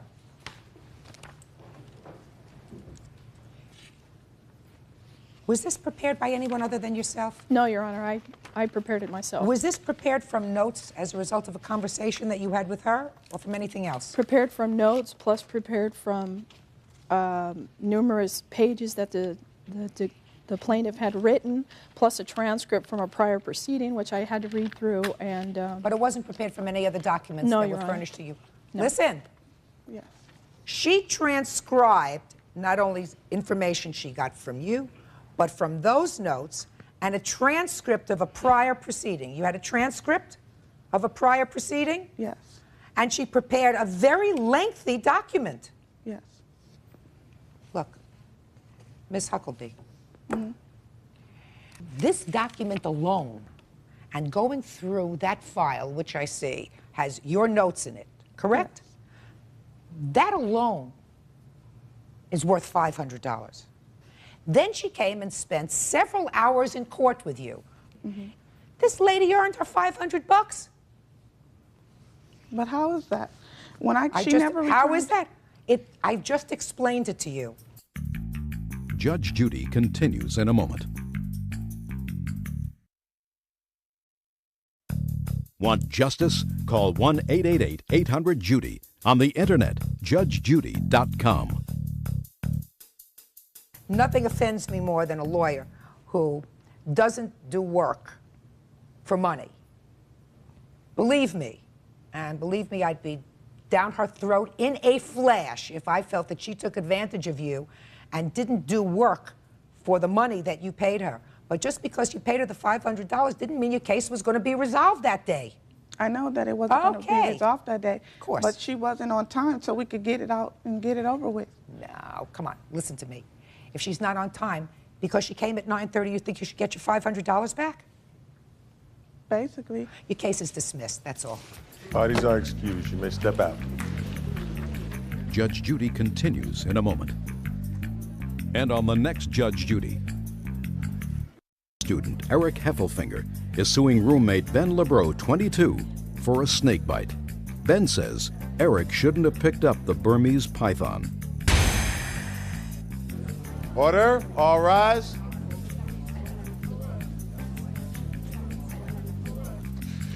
Yeah, this is case number 354 on the calendar in the matter of Heffelfinger versus LeBreau. Parties have been sworn in, Judge. You may be seated. Ma'am, have a seat. You're a college student, That is correct. and you were housemates? That's true. Have you known each other before college? No. No. You took this house together without knowing each other? I answered an advertisement And when was that? in 1997. So how long have you lived with the defendant? Since 1997? A little bit over a year. Now, when you answered this ad, you went to his house? No. Or you just rented a house together? That's correct. And when you rented a house together, he came along with a pet snake.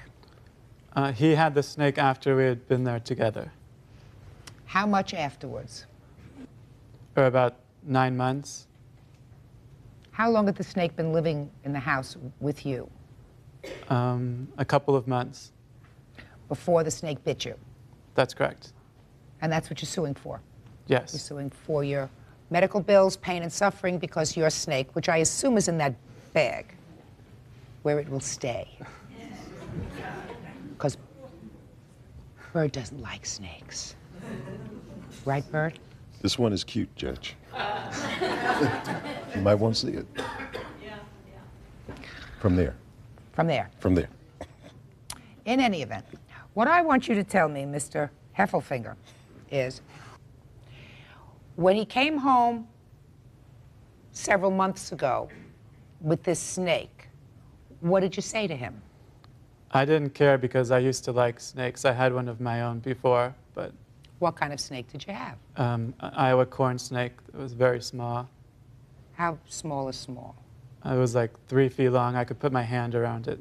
That's not small. A small snake is about 1 inch long. 3 feet is a big snake. So you've had pet snakes before. That's correct. So it didn't bother you that he had this snake? No. And you didn't say to him, you have to get rid of it because I'm going to move out, I'm going to find another place to live. You stayed there. Yes. And now we'll come to the day of the bite. So start at the beginning.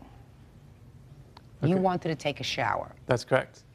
And so I asked Ben politely if he would please remove the snake so that I could take the shower. And what was the snake doing in the bathtub? That's where he feeds it. And he had always fed the snake there? Yes. Why do you feed the snake in the bathtub? It's best if you're going to feed a snake that you not feed it in its own cage so it doesn't get used to biting whatever goes into its cage, like your hand. And then, according to one of you, you sort of let it rest there for a while, right? Usually a few hours. So it can digest. What do you feed snakes? We're right about the upper limit. It's getting too big to eat rats. We're going to have to move up to guinea pigs or rabbits soon. And you've watched this process? Yes. Find it interesting? I did. So you asked him to move the snake out of the bathtub, and he said, wait a minute, I'm doing something. Right? I'd asked him a couple of times, and he had procrastinated because he was having a party, and there were many people at our apartment that night. So he was busy fixing for the party? That's right. And then you did what? I had my towel around me, and I reached into the bathtub with my left hand, attempting to get the snake out, and it lunged at me. I had no time to react. It clamped onto my wrist and wrapped its body around my left arm. And then I called for help, and Mika came running, and then she got Ben, and Ben attempted to get the snake off of my arm. And I understand it was difficult to get the snake off your arm. That is correct. Because fangs had burrowed into your arm. Yes, into my left wrist. So how did you finally get it off? Well, Who got it off? You got it off? Yeah, after a bunch of tries, I was able to uncoil his body from his arm. The snake weighs about 40 pounds. It's pretty heavy. It was still hanging on, I pried the upper jaw off, which has shorter fangs, and tucked my T-shirt underneath the upper jaw to prevent it from reestablishing a grip. And the lower jaw, which has the long gripping fangs, was in the bottom of his hand, in the callus of his palm. That one, we ended up, basically, we couldn't disengage the lower jaw. We pulled the lower jaw off, and it actually broke a tooth on the snake. I don't feel real sorry for the snake. All right, let me see it. He's a little upset by being stuck in a bag for about 3 or 4 hours, so I'm gonna... You'll take it to a shrink. Yeah. Snake shrink. Snake shrink. And just stay right over there with it, Mr. LeBrat.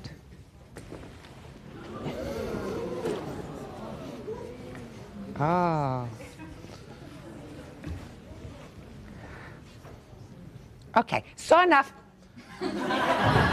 Lovely. I can put him back? Yes. Okay. Now, you had some medical bills, sir? That is correct. And you want to be compensated for the medical bills as well as several $1,000s for pain and suffering? That is correct.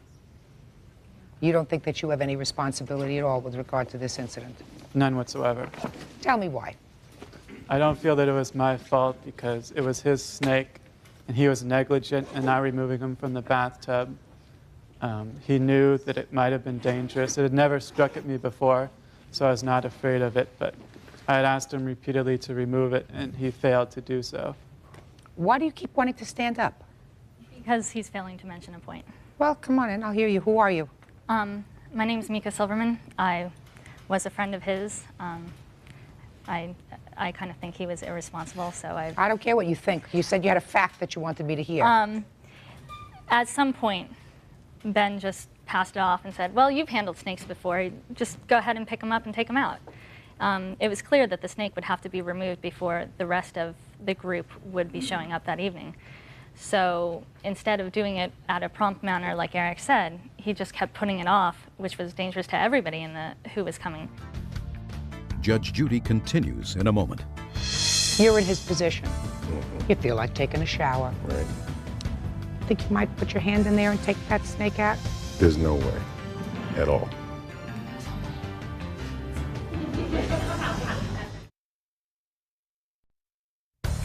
Real cases, real people. Judge Judy. Eric Heffelfinger says he's had nightmares since Ben LeBreau's Burmese python bit him. He wants medical bills plus pain and suffering. You see, my problem with you, sir, is you say he was negligent in failing to come right in when you called him because you wanted to take a shower. Yes. That's not negligence. Negligence is putting your hand in the bathtub to take out the snake. That's negligence. And not only is it negligence, but it's pretty stupid. I mean, I would rather go to a party really dirty and reeking than put my hand in a bathtub and take out a snake that was digesting its rabbits. And when I looked over these papers, I said to myself, if he had brought this animal in and you didn't know it was there and went in to take a shower and you were bitten, he would pay a whole bunch of money. But you've just told me that you approved of the snake being in the house, you liked snakes yourself, you weren't afraid of it, it had never bitten you before, it had never, as far as you know, bitten anybody else before, because otherwise you would have had a fear, right? That's correct. And you certainly had the option of either telling him to get rid of it, don't bring it into the house, or I'm moving out because I'm afraid of it. I mean, this wasn't something that you didn't know about. I did not know that it was dangerous. Had it ever bitten you? It had snapped at me. Had it ever bitten you? No, by luck or chance. Okay. And did you tell him about that? Yes. Did he? He said that it had snapped, but it never tried to bite him. But it said it had snapped at him. Yes. So he was forthcoming. And when he said that the snake snapped at him, did you say, get rid of it? No. Sir, you assume certain risks when you do stupid things. And one of the risks that you assume when you do stupid things is you got to take care of your own mess. Now, I'm not sanctioning the fact that he brought the snake into the house, but you did. You sanctioned it. I don't believe that I did a stupid thing. I was merely trying to take a shower. The snake was primarily in the cage most of the time. It was rarely out. All right, now sit down, Miss Silverman. You have nothing else to contribute. You're not following, sir. You're not following. Let me ask Bert a question. Excuse me. You're in his position. You feel like taking a shower. Right. Your roommate won't remove the snake from the shower because he's busy cooking inside for a party. Right. Think you might put your hand in there and take that snake out? There's no way at all.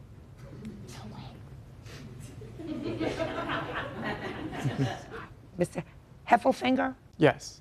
I'm sure you're a very smart young man. You did a very stupid thing. When you do stupid things, you got to accept the consequences of it.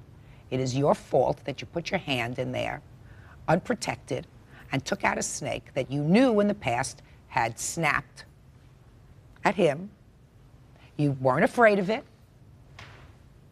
You accepted the creature in your house.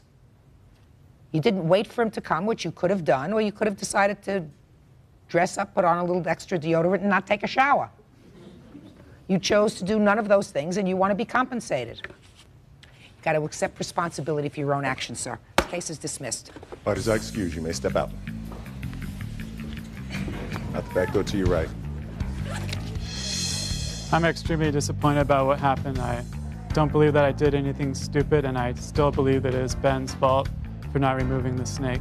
I'm just glad because there was some talk of having to call animal control for the snake, and that's obviously not going to happen now. I had puncture wounds on my hands. It was swollen for a couple of days. I went to the emergency room. I couldn't use my hand. I suffered severe shock the night that I was bit. I was bleeding everywhere and shaking uncontrollably. If there was no way to get the snake unhooked, we would have had to kill it. It was his snake. He should have handled it. And now the next case. All parties on Taylor versus Lindbergh. Step forward, please. 24-year-old student Elizabeth Taylor says former friend, 38-year-old furniture salesman Greg Lindbergh, lost her ruby ring. Ms. Taylor, according to the complaint that you filed, you and the defendant were friends.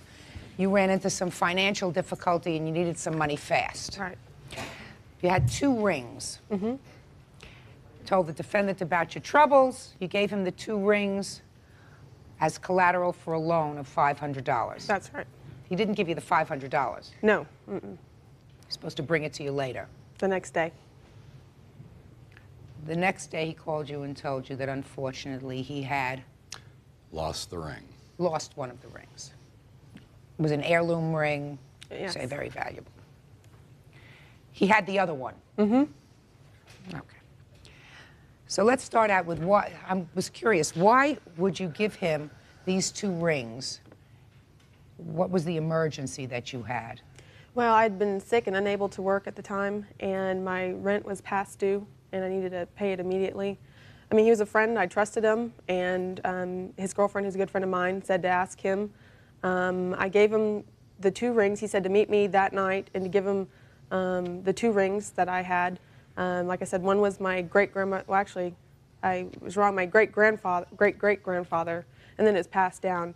And I didn't know the value of that ring, and I gave him another ring, which is a diamond ring, and I didn't know the value of that ring either. So, but I assumed that both of them combined would be at least worth $500. And that was just my good token of faith to him that I'd pay him back immediately.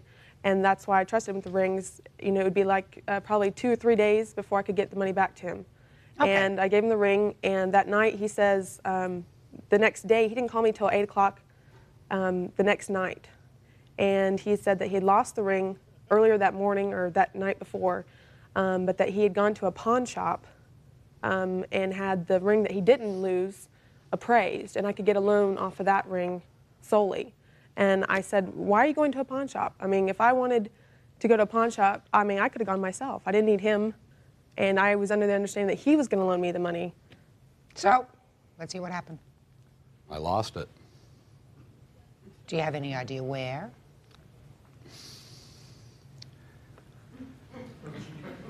I have a general idea, but was never able to find it. Well, you know that you have to make good on the ring. You lost it, right? Was an accident. Let's assume it was an accident and not on purpose. Well, how do you, I mean... Shh.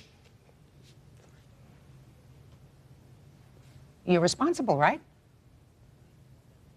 For the ring, yes, I feel responsible for that. Oh, good.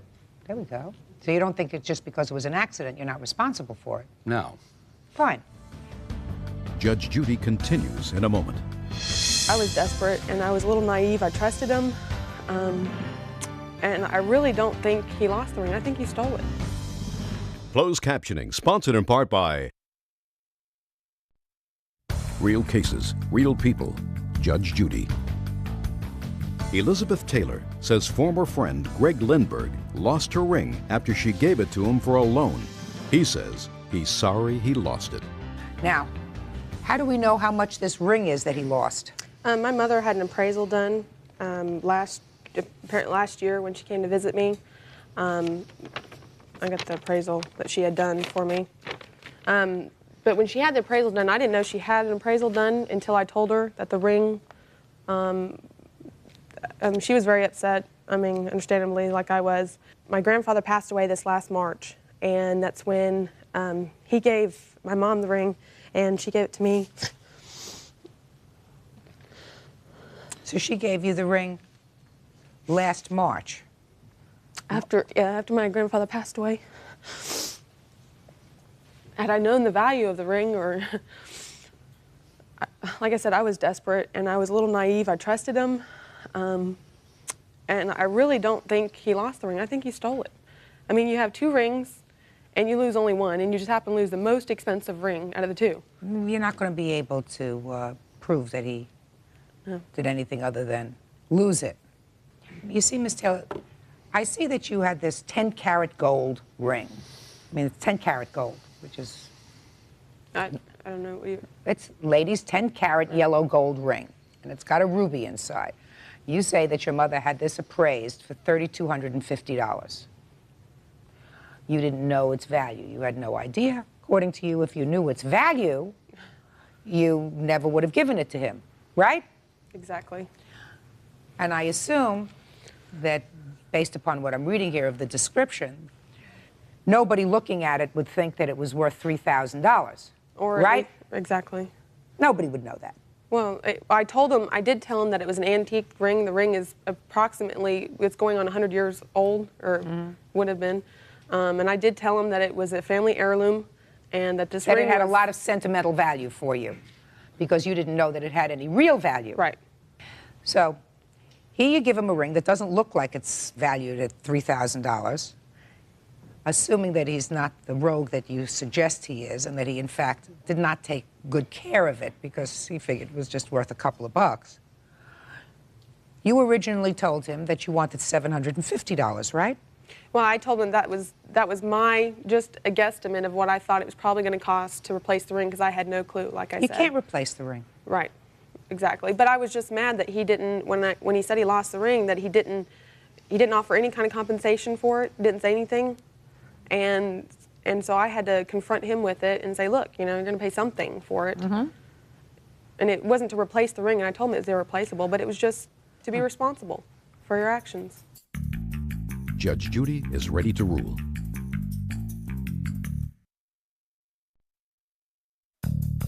Want justice? Call 1-888-800-JUDY. On the internet, judgejudy.com.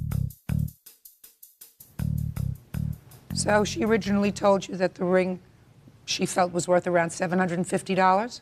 Correct. Is that right? Yes. Is that right? Right, and then I later told him, I said that was my idea, and then I told him that I wouldn't know until I contacted my mother, who might have a better idea, and that's when I called him back and said that my mother had the ring appraised, and I felt really stupid. I didn't know how much it was worth, and I told him, I contacted him with that amount. That is correct. I'm not going to suggest that you did anything other than lose one of these rings that I assume fell through a hole in your pocket. And I'm entering a judgment for the plaintiff in the amount of $1,500. Parties are excused. You may step out. Judge Judy continues in a moment. And on the next Judge Judy. I did lose the ring, so from that aspect, I see the logic. I thought she did very well, and I'm pleased with the judgment. I think it was fair.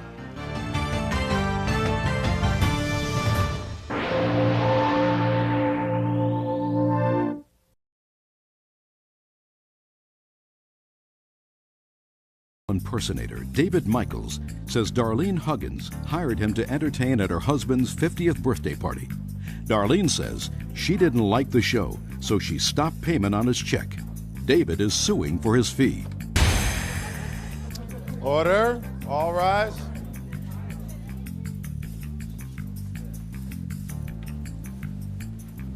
Yeah, it's case number 366 on the calendar in the matter of Michaels versus Huggins. Parties have been sworn in. Judge, you may be seated. Ma'am, have a seat. Mr. Michaels, you came in costume today to the courtroom. I don't know why. I assume you'll tell me if I ask you. I don't know if I'm going to ask you. But you earn your living as a female impersonator. You entertain, at least part of your job is to entertain at parties for which you are paid on a nightly basis. You were hired by the defendant to entertain at her husband's 50th birthday party, to do some sort of an act. Want to tell me about this act? Yes. I actually came dressed like this today, Your Honor, because I was hired as a film impersonator to fool her husband, and I did fool her husband? And I did fool him because he thought I was a woman. Okay. So you came to the party, and the idea of the party, at least her participation in the party, Ms. Huggins, was that she mingled with the guests and your husband and did whatever she did and fooled him at the end, and at the end she let it all hang out. Is that the idea? Well, I was hired for the party. I did my whole routine, which I explained to her in detail what I had to do, you know, everything. Going in there, dancing, sitting in his lap, telling jokes, whatnot. At the end, I pull off my wig, and in a deep voice, I would say something like, "Happy birthday from your friends. They always had their doubts about you." Okay. So whatever. You went to the party. How many people were at this party? 150. 150. And I assume she did, in fact, fool your husband during the majority of her performance. Most of the way through, yes. Then you gave her a check, you stopped payment on the check. Correct. So you stiffed her. Why? Because the act was not what I ordered through the agency I went through. He was supposed to come in and dance around, entertain, strip down to a bikini. Oh, you know that's not correct. Mr. Michaels, go ahead. Do a comedy roast on him, and no contact whatsoever except possibly sitting on his lap, and that at the end of the act he would take off his wig and his voice would be normal, and then it would surprise him. So? Well, we had a couple other surprises in between. So? When David Michael came in and to do the act, he didn't come early enough to mingle. He came right in and started to do the act with my husband. He handcuffed my husband, took a sanitary pad out of his bag, proceeded to wipe my husband's face with it, take warm whipped cream out of a can and sprayed it on his clothes, dripping down on his clothes, and then proceeded to take napkins and wipe it off his, which I have pictures here. I don't even want to see those pictures. You've painted an ugly enough word picture for me. Shh. So, you know, I was really upset. I quit videotaping. We were videotaping it. I had a couple of my friends walk out. It was just really in bad taste. It was a family party, you know. I mean, we're having a good time. Miss Huggins, the whole idea is in bad taste. If you're having a family party, you don't hire a female impersonator who's going to come into your house, if it's a family party, and perform whatever kind of thing that you said yourself you wanted somebody to strip down to a bikini. Yes. Well, you wouldn't do that, as far as I'm concerned. If you're having a family party. So the whole thing was not in good taste. What you're complaining was it was in worse taste than you had anticipated. Correct. Now, at what point did she handcuff him? In the beginning. So why didn't you tell her to leave? Well, I was in the back of the room with 150 people between us. So then you make your way through the 150 people and you go up there and say, "This is not what I bargained for, please leave." But you didn't. You let her continue. Right? Correct. And at what point did she take out this sanitary napkin? About after the handcuffs. So also, halfway through, shh, you're winning so far, be quiet. But not halfway through, a quarter of the way through, you still didn't tell her to leave. This is in bad taste. So you don't keep her around, let her do a performance, then give her a check, and then cancel the check. It's outrageous. There was more to the story. So let me hear. Okay. he took out a whip and proceeded to pull my male guest out and slap him across the face and bend him over and lift his leg up on a chair and then whip their bottoms. That was 3 guests. She did that too. Just a second. After the first one, why didn't you tell her to leave? I was too embarrassed and shocked to even approach her. Embarrassed and shocked. And after she did that to the first guest, the second guest came out, she pulled them out. I mean, she's one person. If they don't want to be pulled out, they're not pulled out. They say, this is not something that I want to do. So not only did the first one come out, then the second one came out, and then the third one came out. And you're watching all of this, being appalled, being shocked, being in a state, whatever. You didn't tell her to leave. Why'd you cancel the check for? Well, I wasn't going to cancel the check. I gave the check to my girlfriend because I was very embarrassed and upset over it. And I said, I don't even want to talk to him. I said, give him the check, and he's out of here. And so he left. And my girlfriend gave him the check, and then he came storming back in through the party, tapped me on my back, and he said, you haven't paid me. And I said, yes, I have paid you. And I said, what was the $250 for? And he said, I want a tip. And I said, I'm not giving you a tip. And he demanded that I pay him a tip. And I explained to him that obviously, we have a problem with the agency we went through, that on Monday we would deal with the agency, and that he was misrepresented because... Did you agree with the agency to give him a tip? That's in here. No. What did they tell you about the tip? The tip was optional. He charged $250 to come out, and the tip was optional. Well, that's what a tip is. Tip is usually a gratuity that is, in fact, optional. Optional, that's what a tip is, right? Well, first of all, she begged to have me perform for the party. I got the call about a week and a half beforehand, before the party, and I was on the phone, and she said, I was told it was in Mission Viejo, the agency said.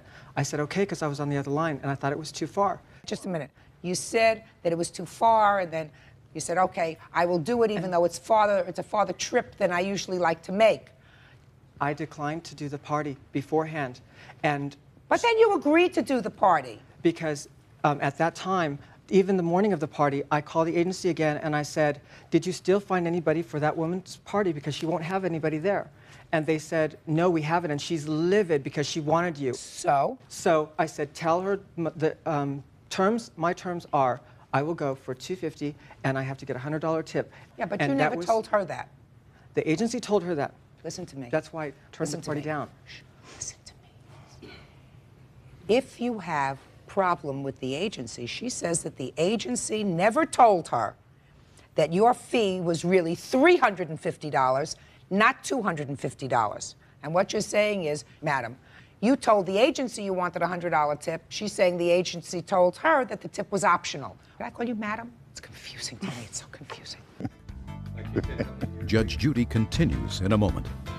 And later today, he put a knife to my neck. He had a white rubber glove and put a knife to my neck. All he kept telling me was that I could kill you. There's no jail cell that can hold me. real cases, real people. Judge Judy. Female impersonator David Michaels is suing Darlene Huggins for stopping payment on a check she gave him after his performance.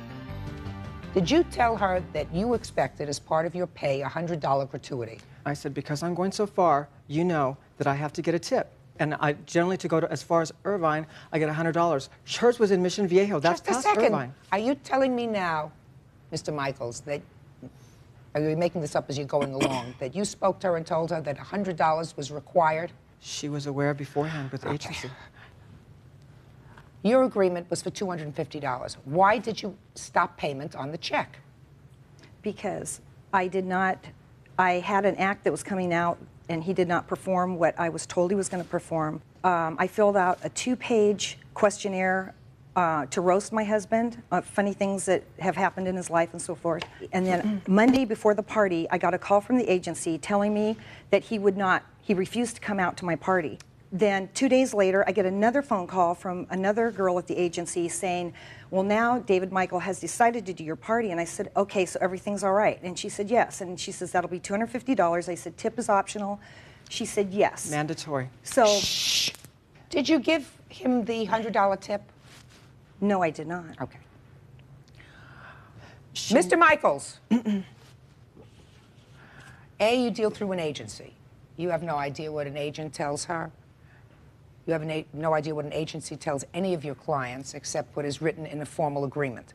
Your agreement with her was $250. That was your agreement with her.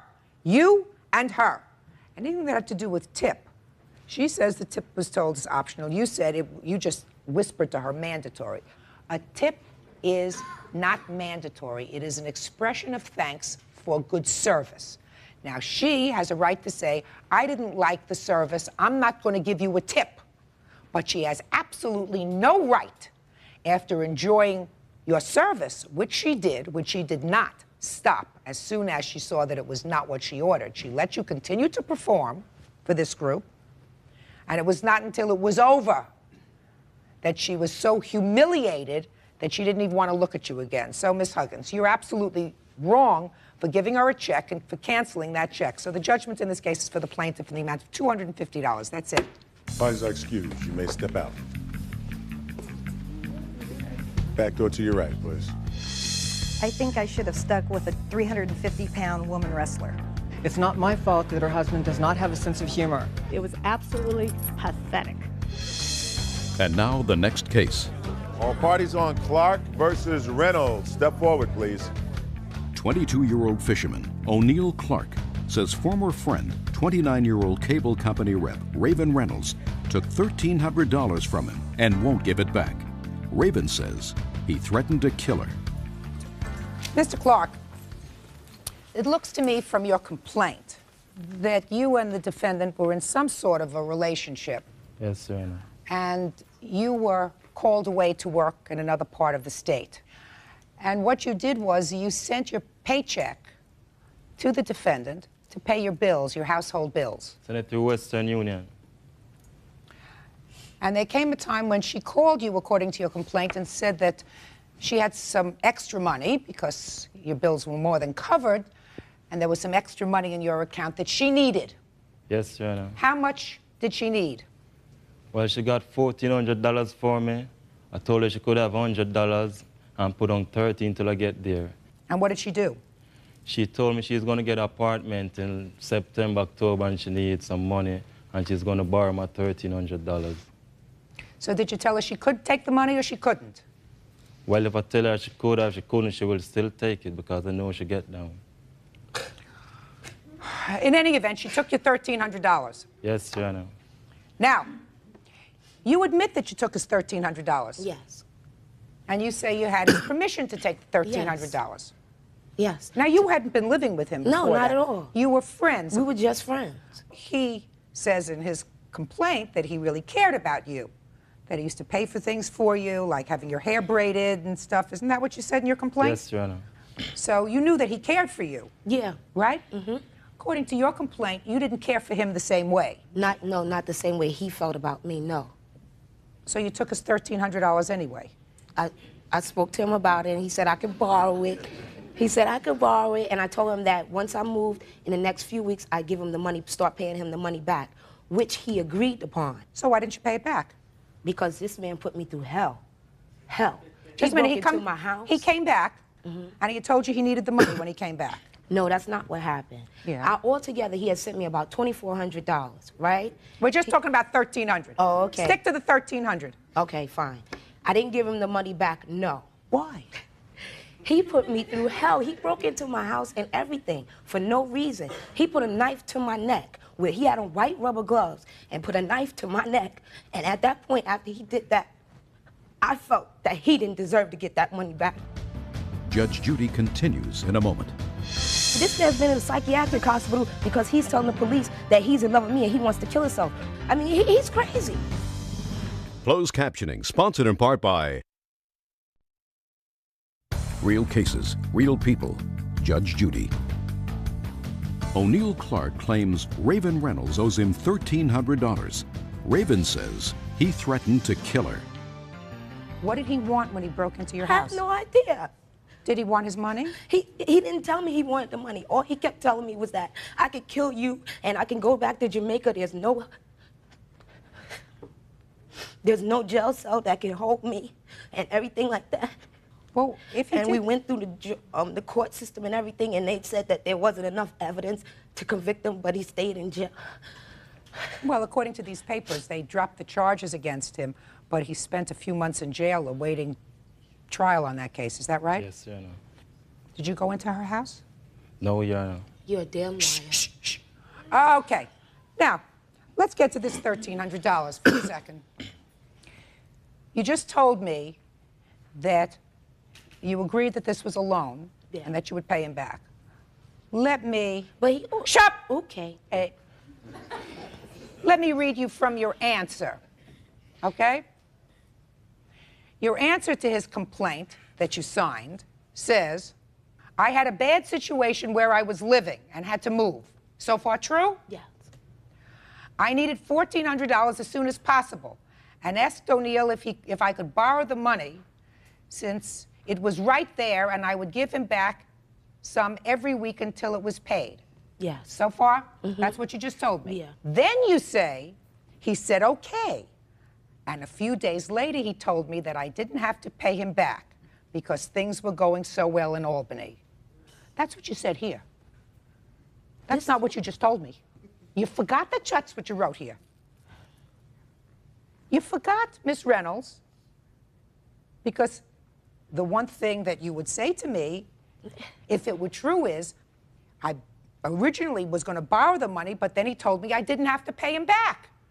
Well, I'm sorry, I didn't say that part. He didn't say it because it's not true. Yes, it is true. Yeah, yeah. So what you want to do now is set off the trauma that you went through, the alleged trauma that you went through. When he came to your home, you figure that's worth $1,400. Is that right? No, I think it's worth more than that, what he put me through, yes. Well, this case was dismissed. It was dismissed, but this man still continued to harass me. I went through 2 police stations Just and a everything. second. What was he harassing you for? Because he's telling me he's in love with me. This man's been in a psychiatric hospital because he's telling the police that he's in love with me and he wants to kill himself. When they come up with the ambulance, he decides, oh no, I changed my mind, but they took him anyway. I mean, he's crazy. Judge Judy continues in a moment.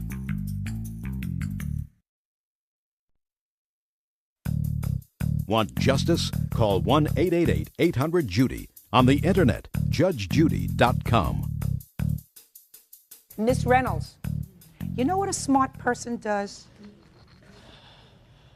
Smart person says, I want to take away any of the possible friction that there is between us, me and this psychiatrically hospitalized person. So the first thing I'm going to do is give him back his $1,400. Nope! Just don't say no, because that's what a smart person does. Because right now, he's feeling, according to you, a little used. You knew he cared about you in a way different from the way you cared about him. Clearly, you used that in order to get your $1,400. And then, when he wanted it back, because he realized you were going nowhere with this relationship, and he realized that, you say he went off, did all kinds of bizarre things, including harassing you. So what you would do if you were a reasonable person, a moral person, a right person, would be say, I'm not going to let him think in his head that he's been made a fool of by me, by taking his money. So I'm going to give him back his money, and then hope that he'll go away. You, on the other hand, hope that he'll go away, and you want to keep his money. Wrong. Judgment in this case is for the plaintiff in the amount of $1,400. That's all. Parties are excused. You may step out. Judge Judy continues in a moment. And on the next Judge Judy. He told me I could have the money, and I don't understand what happened. All right, it's not my fault that he is a mental case. I feel for her. Right now, I even feel like I'm going to cry. I think there's something wrong.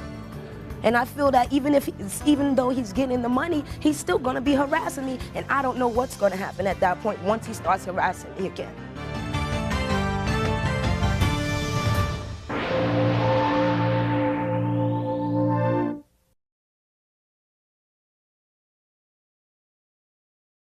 Says her ex-best friend and roommate, 28-year-old model Michelle Prunty, owes her for moving without notice and without paying. Order, all rise. I need help here?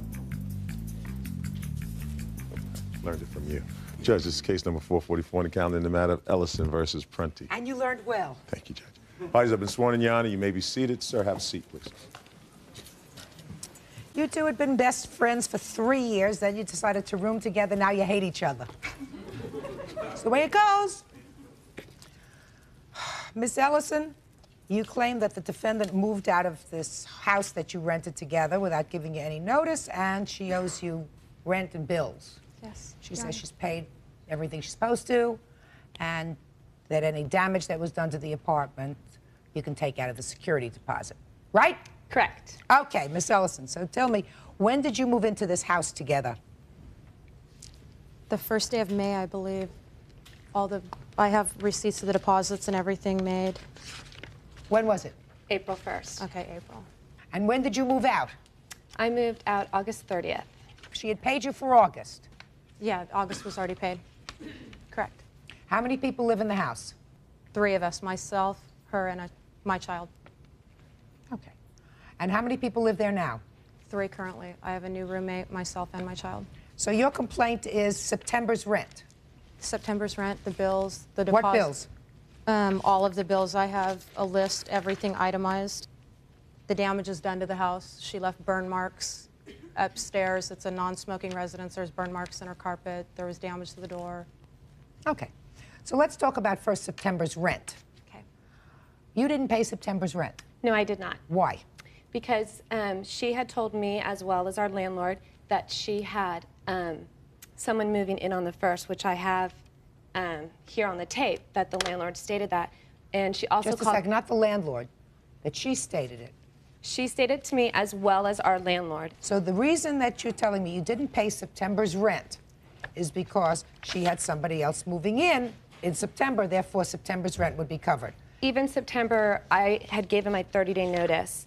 When did you give your 30-day notice? I gave my 30-day notice on the 24th of August. Well, and that's not 30-day notice. And I do have, right. That's not 30-day notice. Correct. But the reason why I moved out was because the landlord said that she already had a new roommate. Listen to me.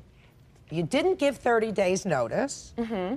So the only way you would agree that you weren't responsible for September's rent is if she had someone move in September. Correct.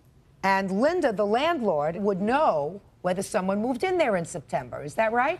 Well, they canceled on her. Your Honor, can I say something? Just a second. Okay. I'll get to you. Right. Did you, in fact, have someone that you expected to move in on September 1st who did not move in on September 1st? No, I did not, Your Honor. You did not? Not even close. That was 2 days after she had given her 30-day.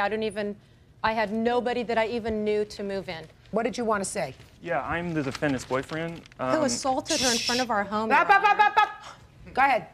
I basically got a message on my answering machine from Linda. I'm not interested in the message you got from Linda. Sir, that's hearsay. You can subpoena a landlord. Right. You can bring them to court. That way the landlord can tell me about conversations. That's not hearsay. Okay. Do you understand that? I understand that. Okay. Right. So you are saying that the reason you didn't pay September's rent, which was how much? Well, I was only due it was only $275 that I would have been responsible for because, as you can tell, I only paid $375. I gave notice, which ended on the 22nd. Here's a letter stating this. I can only hear one person at a time. If you count on a calendar from August 24th and you count 30 days, it comes up to September 22nd. That's okay. Just a second. What was your monthly rent? $375 was my portion. Very good. All right. Now, she says that you did not pay the security deposit. Is that right? She did not pay the full amount. How much did she pay? I would say approximately $350 to $375. I had a list on the refrigerator. Do you know how much she paid? Your Honor, no. We had a list on our refrigerator. So show me your checks for the security deposit to the landlord. And I have the checks that I wrote everything. I don't care. Show me the checks for security deposit. Just security deposit. Those aren't returned checks. Okay, here's the checks, and I do have the statement saying all these checks cleared. Let me see. And I'll give you the statement. I'd like to see it. They're, all the statements, they're all yellowed out on here. Your Honor, can I say something while you're looking at those? Yeah. The way the bills went, I paid all the bills, and then she gave me money, each paycheck, to pay off things. I get paid on the 1st of every month. I pay everything. This doesn't. If those, I mean, those. Now this doesn't say for security deposit. And mine do. This doesn't say for security deposit, and they're made out to her. Correct, because she paid the $1,100 for the security deposit, and I paid her in payments. Well, then let me see your rent checks to her for the months that you were there. Well, I don't have all of them, but I do have, actually, if you look at the very back, the last page, you'll see $375 for rent. 8,298. Okay, 375. Good. Okay. And how many months did you live together in bliss altogether? We lived 4 months, and the reason why I took it out of my security deposit was because in our lease agreement, it states that the deposit can be used in lieu of rent or damages. 250, 350, 550, and what's 167.15? You have one here for 160. That sounds unusual. Right here, because I would pay for deposit as well as other bills that were due, and I included them in one check. Yeah, but how am I supposed to separate what's the security deposit and what's... Because hey, listen, it's all written right here. This is Frankie and mine's handwriting on this. This was on our, Where does it say how much of this money should be apportioned to security deposit? How am I supposed to figure that out? It says right here, Your Honor. It says right here. That's what was supposed to be paid. It says Your it right Honor, here. I paid all the bills, and each month she'd give me a certain amount to pay everything. I have an itemized of everything. It's the third yellow. Actually, the deposits are all color-coded on there, the amounts that I made, except for the first one of $250. How much do you say you gave as security deposit? My security deposit was supposed to be $600, but in all actuality, when I went over the figures, I gave Frankie $625. Judge Judy continues in a moment. Why would it be for the whole month? I wasn't... Because I said so. I gave my 30-day notice. Because I said so. Because nobody moves in on the 24th of the month. Real cases, real people. Judge Judy. Frankie Lynn Ellison is suing her former best friend, Michelle Prunty, for moving out and leaving her with the bills. Let me see the rest of your checks. Oh, this is... I have letters that she says she's not knew she was responsible and wasn't going to pay it. Well, let me see that. This whole is for you, and you asked me what page you need to know. She's got... And I will tell you. Listen. That That's actually was copies of computer everything. That's generated hers. from Frankie. The statement, the tally of all our bills. No, I understand that. I'm just looking at these other bills. And that 160-something that you were asking about, that was past bills, like a July SMUD bill. She gave me a check in September for back of July. Listen to me. She has a lot of other checks that she wrote. Exactly. For utilities. 2235, SMUD 4745, Comstat 3612. So these... Your Honor, she could have wrote those out of her checkbook. She doesn't have returned checks. Ladies, let me explain something to you. We're not talking about the national debt here. We're talking about a de minimis amount of money. We're talking about a little bit of money. Your Honor, when you're paying all the bills, $1,500 is not a little when you're... It doesn't add up to $1,500, madam. You want her to pay her security, you want her to pay the security deposit. Her and portion, she's not living, all of it. Just a second, she's not living there anymore. Didn't the guy who moved in pay security deposit? I don't believe he had to pay because she still has ours. And Michelle is still liable for, when I move out of that house, she's still getting her portion of the security deposit. Now the new person on the lease, and I have a letter from the landlord, we're all going to be on a check now that I paid the security deposit. I'm only going to get a third of that deposit now when I move out, and I paid the full thing. I'm going to resolve this whole thing. You understand that you owe some money. Some for some bills that were August bills? Correct. Good. For whatever phone, utilities, etc. Now, you say that you paid a certain amount of the security deposit that's there. A large amount, correct. All right. And she says that it's not fair because when the security deposit is released, you're going to get back a third of that check. Is that what you're saying to me? Yes. And you say that whatever money you owe her for September, you've already said to her, and you said in your answer, you thought that you were being more than fair because you've said that she can use the security deposit for that. Correct. Correct. Correct. Perfect. How much were the bills for August? The utility bills, et cetera, that you say she did not pay? Your Honor, I have them all itemized, the total. I don't know. I'd have to add. I have half the SMUD, half the... Oh, just a second. Don't say half, half, half. Get a pencil and paper. Officer Bird here is wonderful with the calculator, and you do it together right over there so that Bird doesn't have to do it twice. Just the phone, the SMUD, whatever It's right that here. Your Honor, SMUD would These be are all from the bills August right 11th here. to August 28th. I paid up until then. These are the bills. These are, and that's the part. Here's the full amount right here. Here's already half. So if you add right there, Does that's she the have total. a copy of these bills? I sure do, Your Honor. I would in love this to book. see them. If you Would know you do me a bills, favor? Would you go everything is a between month. them so that she can take a look at those. What about the Everything is quiet? Your Honor, everything is a month behind, and so they have the dates on all these bills. How could SMUD for a half a month be $248? It's not $248. I would love to know. It's I not would for half a month. Excuse me. I would love to know. No, it's not Open it if you'd love to know. Open it. Because you called Hawaii many What's times. SMUD?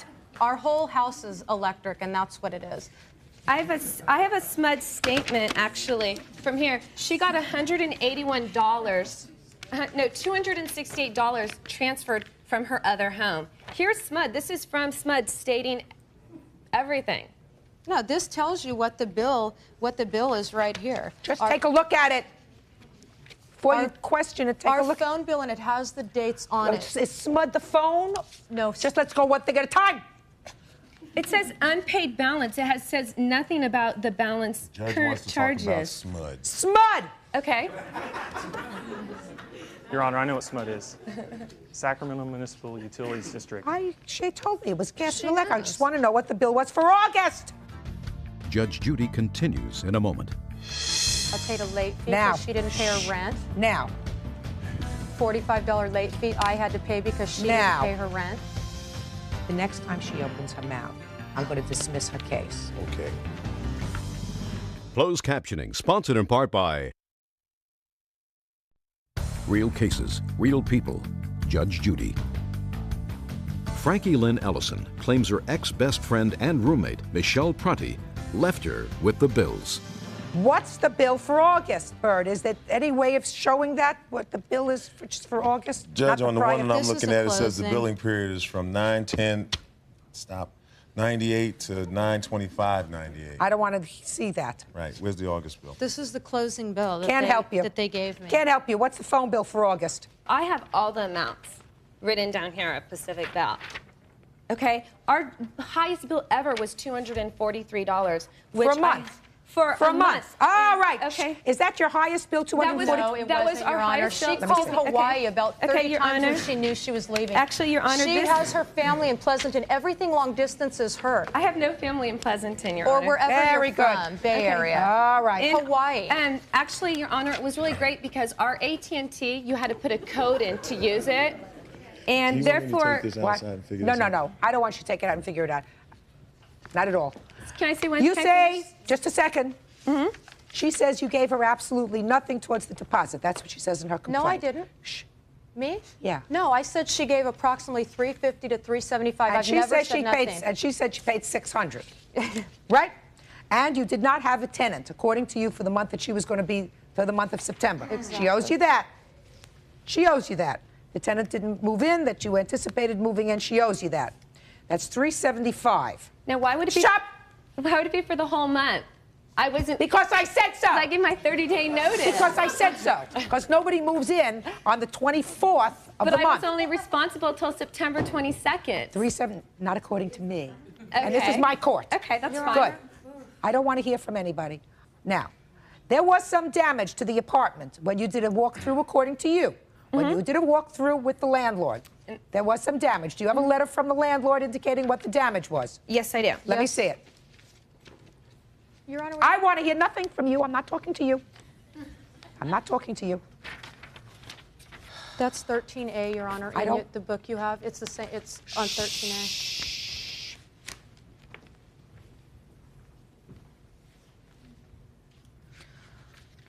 The landlord attributes $110 in damages to you. No. That's, What? No.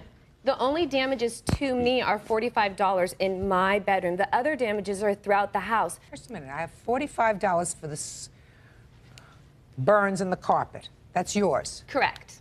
I have $15 for... That's mine. Yours. Yeah. And $50 for gouge in the front door. And it says when we moved in. It doesn't say when we moved out. And it doesn't say it's my damages. It when says she moved- just the damages. That's all it states. They wrote it for her. $570. I paid a late fee Now. because she didn't pay her rent. Now. $45 late fee I had to pay because she Now. didn't pay her rent. The next time she opens her mouth, I'm going to dismiss her case. Okay. Judge Judy continues in a moment.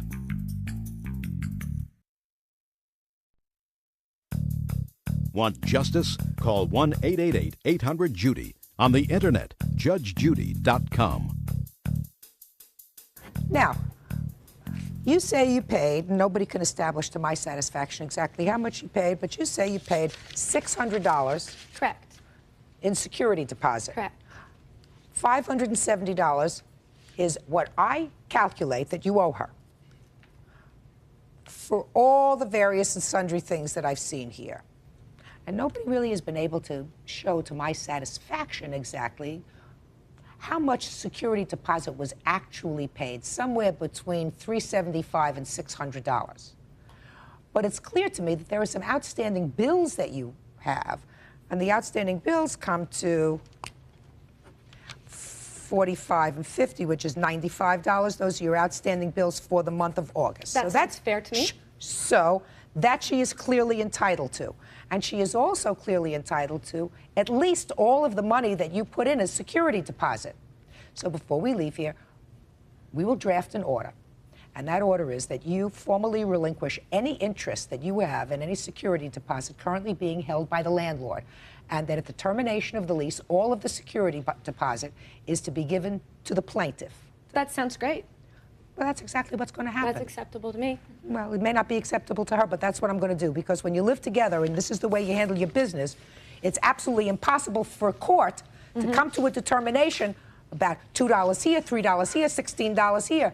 And while I say to you, just a second, while I say to you that you kept very careful records, it's practically impossible to figure out exactly what was for what, because according to her papers, which she's given me substantial papers, she's got checks to you. They were never delineated. By her, what?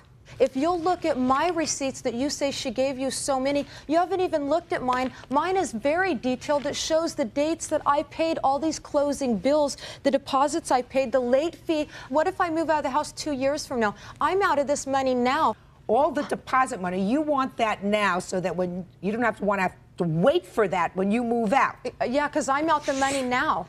I had to pay her rent. Okay, Your Honor, before Madam, you leave, let me tell you something. Can I say one Rent? thing? No. Be I smart. had to pay this, and I'm out the money now. You will get it back when you move. A year from now, a rent Goodbye. I just paid. Parties are excused. You may step out. Judge Judy continues in a moment. All right. Back over to your right, please. And on the next Judge Judy. She didn't pay these bills. I'm out the money right now, and then I'm going to get it in a deposit whenever I move out of this house. It could be 2 years from now. She told me that she would physically harm me, as well as told my boyfriend that if I ever set foot in the house that she would harm me, and that's why He I moved physically out. assaulted her. He received physically more than one assaulted call her from in the her front of our saying that- house. Excuse me, I was interrupted. He's never physically assaulted Okay, me. I've got letters If I- to that if I too from physically all our assault- neighbors.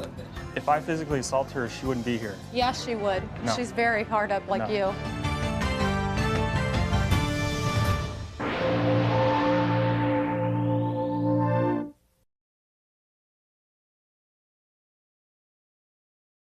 He owes her for taking her sports car. Court will come to order. All rise. Your Honor, this is case number 471 on the calendar in the matter of Roberts versus Hagan. Parties have been sworn in. Judge, you may be seated. Ma'am, have a seat. Well, let me tell you, these are some of the most confusing papers that I've ever seen. So it's kind of hard for me to figure out what these lawsuits are about. You have a claim against the defendant, and she has a counterclaim against you, Mr. Roberts. It appears that you claim to have loaned the defendant money over a short period of time that you were dating. That's correct. You don't specify the amounts, you don't specify when in your complaint. So I would like you to tell me what you think that she owes you. I've got it documented here, Your Honor, and she did have a copy of this. Dates exactly when, the times, amounts of money. This is up to date, and I've added additional ones on the back that she hasn't been presented with yet. Is this the original or is this a copy? That is a copy. Because as I went along, I have the original here, but as I went along, I would make photocopies from time to time and present her with updated amounts. Hey, sorry.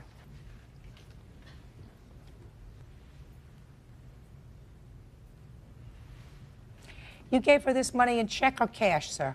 Most of it was cash. I did give her one check for a total of $410. For what? Let's deal with that.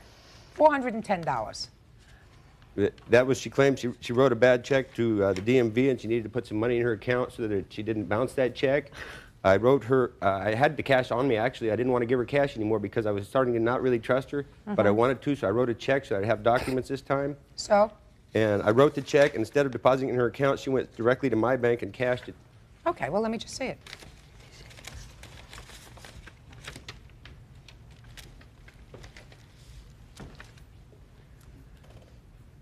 Okay, what was this $410 for, Miss Hagan?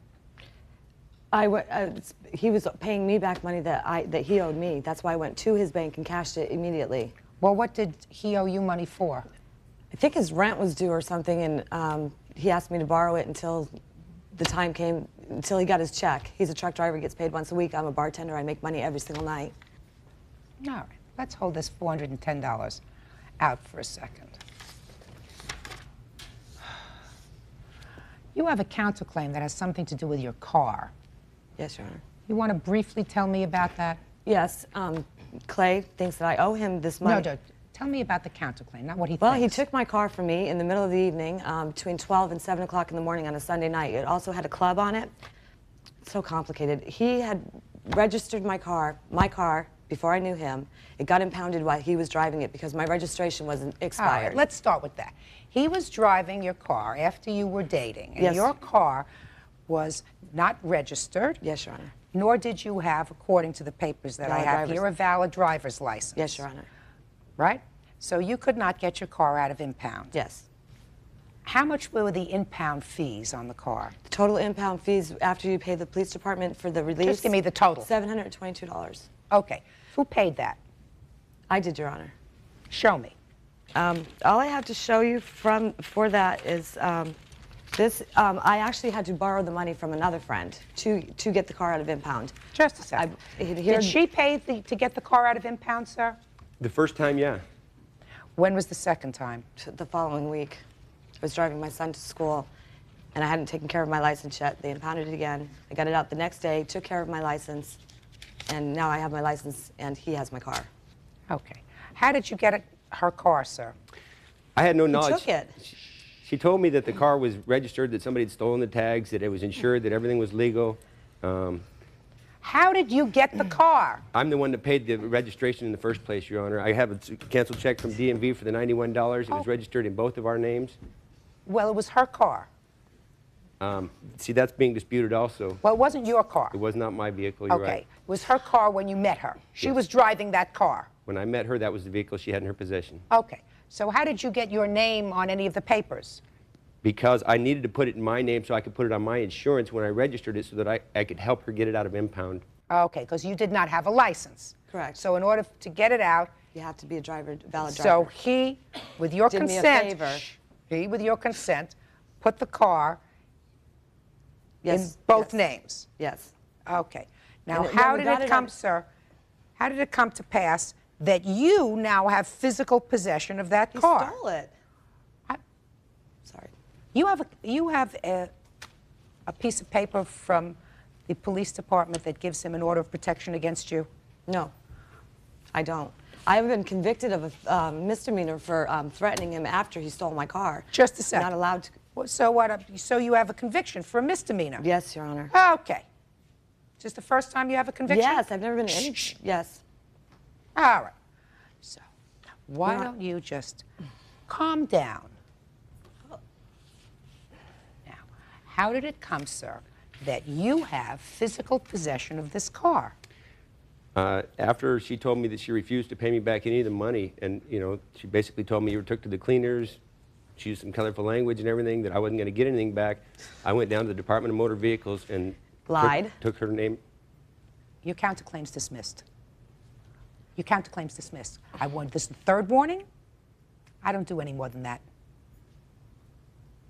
Continue.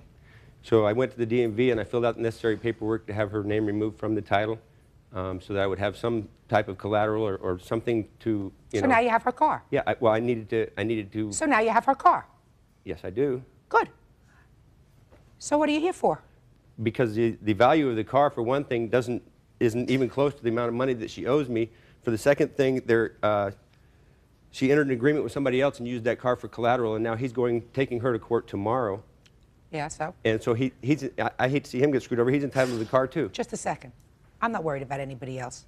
Okay. The two of you are the people that I have for me. Okay. Right? And you have her car. Sit down.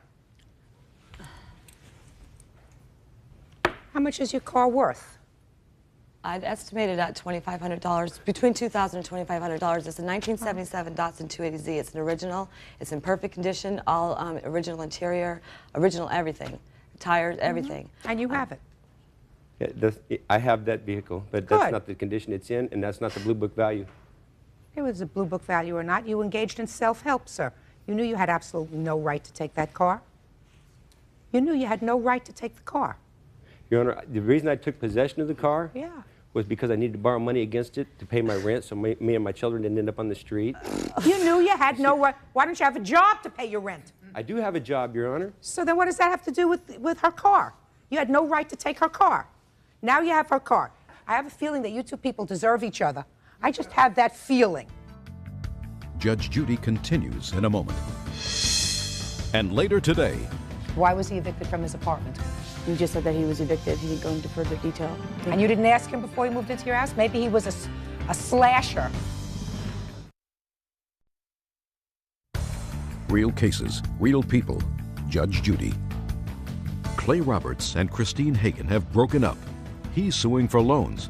She's suing for her sports car. You had no right to take her car because you knew it was not your car. You knew that the reason she put your name on the papers for that car was merely to get it out of impound. It was sort of a paper transaction. You decided to engage in some self-help because you would lend her money over the brief period of time that you were together that you considered loans. She may have disputed those loans, but you considered loans. You had no written agreement with regard to promissory notes, correct? Yes. Good. So that you decided to engage in a little self-help, and you went there, and without the aids of courts or anybody else, you went and had her name removed from the papers by the Department of Motor Vehicles, right? That's correct. And you took the car that you knew you had not paid for. I didn't take it at that time, Your Honor. Whenever you took it, you took it. You took it. No court told you to take it, did they? No. No? Good. You have her car, and I've dismissed her counterclaim. Goodbye. Parties are excused. You may step out. See, they don't have to pay you. I'm not in fear of my life, but, I don't need the harassment. Yeah, he's a stalker. That's for the next girl to find out. Well, hopefully anybody else that sees this or knows this woman, beware. She's crazy. You know Carter Hayes in Pacific Heights? That's him. I've been threatened and assaulted by her friends ever since this whole thing started. He wrote on a piece of paper that I owe money. There's no documentation If this was says she owes him money. He's got no proof of his stood word. there and said that yes, it was my car. Yes, he stole it. She gives him my car, and it's all okay? Okie dokie. Well, it's not okay. And now the next case. All parties on Prantill versus Mizo. Step forward. 28-year-old marketing associate Francesca Prantill says her former live-in lover, 24-year-old car salesman Rob Mazo, owes her for rent and towing his car. This used to be your boyfriend. Yes, ma'am. He also, according to you, lived in your house for a while. Yes, he did, Your Honor. You claimed that he owes you for rent, utilities while he was living there, and also for some money that you loaned to him to get his car out of the pound. He says he acknowledges the car loan for the towing, right? Yes. But you never had an agreement with regard to rent. So, how long did you know him before he moved into your house? A month. Where did you meet him? I met him at a bar. It's not a very long time to know somebody before they move into your house. I agree. So what was the arrangement when he moved in? The arrangement was that I was aware he was evicted from his apartment. Why was he evicted from his apartment? He just said that he was evicted. He didn't go into further detail. And you didn't ask him before he moved into your house? Maybe he was a slasher.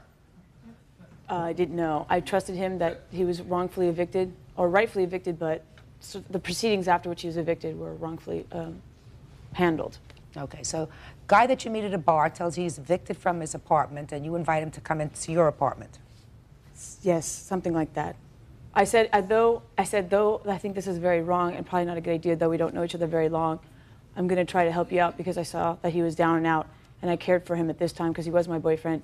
And I said, you know, as long as you don't take advantage of me, take advantage of the situation and get yourself back on your feet, then I'll be glad that I helped you. Because I wanted to help him. So you were helping him out? Yes. So what kind of an arrangement did you verbally discuss and when with regard to his paying rent? What I said when he moved in, I said, look, I want you look to... at my eyes. Yes, ma'am, sorry.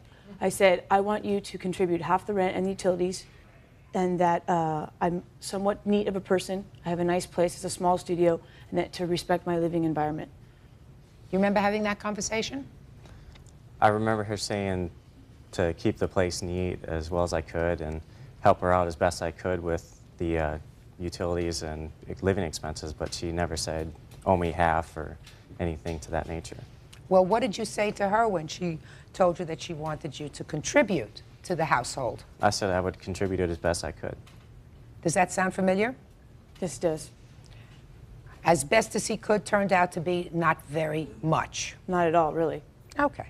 So that you really didn't have an agreement with regard to rent. Actually, we did. The way I look at it, I wanted him to contribute half the rent and utilities, and I wanted him to make an honest contribution to get his life in order. Okay. Ms. Prantle. Yes, ma'am. You can have a verbal agreement, a verbal contract. But a verbal contract must have a meeting of the minds. There must be set terms. According to what you now indicate, that you agree that he would contribute to the household as best as he could. And that sort of sounds right. You know, that sounds like common sense. I will contribute to the household. I mean, it doesn't sound right. It doesn't sound like something I would do. I would say you have to pay half. Here's a piece of paper. You're writing down, I will pay half of the expenses, half the rent, half of the utilities, half the telephone while I'm living there. You sign this, I love you. You sign this, I love you. Very nice. Then you put it in the safe and you have a piece of paper. But even if you don't have a piece of paper, you have a meeting of the minds. He says, as best as I can. That's not a contract. Judge Judy continues in a moment. So how much of the $700, Mr. Mizo, did you pay her back? $100. You made a mistake. He's a loser. A loser and a user. Closed captioning, sponsored in part by Real Cases, Real People, Judge Judy. Francesca Prantle says ex-boyfriend Rob Mazo owes her for rent and money she spent on his car. Were you working at the time? I was working when I moved down to her place, and then I had some problems with my car. My car broke down 2 or 3 different occasions, and I was working about 40 miles away. Who took care of fixing your car? She helped me out on that, but she said on several occasions, you don't have to ever pay me back for this if you don't feel like it. She sounds like a very nice person. She is a very nice person. So why didn't you give her some money? Right when I started to give her money, it was right before she filed the lawsuit. She filed the lawsuit, sir, because you didn't pay her the money with regard to having the car impounded and the towing. How much did she give you for that? That was approximately $700. And you were going to pay her back for that? Yes, ma'am. But you weren't going to pay her back for the other things? She said that I didn't ever have to pay her for any of the other If you didn't things. want to? If I felt like it, or if I felt like it was a good gesture. You made a mistake. He's a loser. A loser and a user. You got it? Got it. There was also something I didn't tell you. In the time he was living with me, I said, you have a case in regards to how they evicted you, because by law, which I looked up, they're supposed to take his stuff and put it somewhere and then contact him to come and claim it. They didn't do that. They didn't contact him. They didn't put his stuff anywhere. He went to go get his stuff. It was gone. I said, you have a case, itemize, we'll file it, we'll get it started. That's $5,000. It was actually more, but at least $5,000. The case came, change of venue. I said, follow up on it, refile. He never did. Now, why would a person in his situation not refile if he knew he had a case, which I knew, and I had researched for him, which he could have paid me, said he'd pay me back with that money. You want an answer? Are you asking me a question? No, I'm just saying, rhetorically, why would he not do that? Because he's a loser. Okay. Nobody likes to feel as if they've been used. You're right. Absolutely, I agree with you there. And you make bad judgments. But you're much better off having figured out within a year's period of time that he's useless and would be useless to your life, because you're a kind of woman who has evidently taken care of herself all of her life. Why do you need a millstone around your neck, especially somebody as big as he is? Look how much he probably eats. He did eat actually a lot. I did have to pay a lot of money. All right, so how much of the $700, Mr. Mizo, did you pay her back? $100. And I was, when did you borrow the money to have your car taken out of impound? I don't remember the exact date or anything. Don't give me the date. Give me the month and year. The month was probably in November. Of 19? 1998. Okay. When did you make your first $100 payment? Sometime in December, I believe. So, did he give you the $100? Yes, he did. And then you went to get another payment, and what happened? Well, what happened was the car actually happened at the end of August, and I had immediately taken it out of impoundment, because if I hadn't done that, the worth of the car by the time he got the $700 would not have been worth it. So you paid the money in August? Yes, I did. And then does that sound better to you? I couldn't tell you. I don't know. I actually have a copy of the actual towing. I don't remember dates that well. I have a copy of that date of the tow.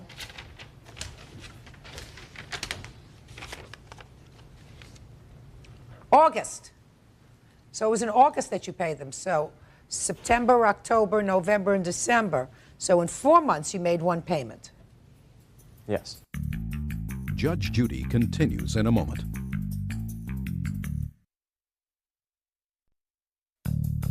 Want justice? Call 1-888-800-JUDY. On the internet, judgejudy.com. You're entitled to this tow money. The other money, you better cross off to bad experience and bad judgment. There was actually other things I took care of too, but I'm sure you did. Okay. And I'm sure it was with the same understanding that you relied on his goodwill to pay you back. Well, the funny thing is, he always said, "Oh, don't worry, I'm going to pay you." And he kept saying that and kept saying that. And after 3-4 months, I'm like, you know, he's never going to pay me. Exactly. And you kept giving him money anyway. Well, no, after we moved and didn't live together anymore, I stopped. No, even while he was living with you, month after month, he would say, you said it was 11 months on and off that you were giving him money. Yeah. Took care of a lot of things for him, but you know, what are you going to do? Have you ever been married, sir? Yes, I have. How long were you married? 364 days before I filed. That date you seem to remember. Well, one day before my anniversary, yeah. Judgment is issued for the plaintiff for the amount of $600. That's all. Parties are excused. You may step out. Judge Judy continues in a moment. And on the next Judge Judy. Well, I believe that the judge made a fair decision on both parties' parts. Pretty much gathered that this person took advantage of a situation.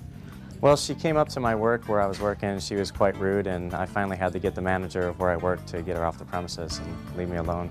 Who is he to tell me to do anything? Yeah, as soon as I could repay the amount that I owed her, I was very willing to do it. I learned a great lesson over it.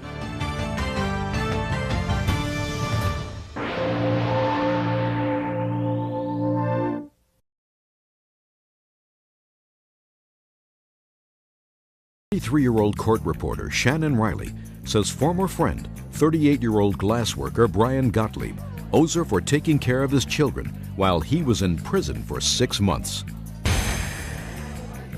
Order. All rise.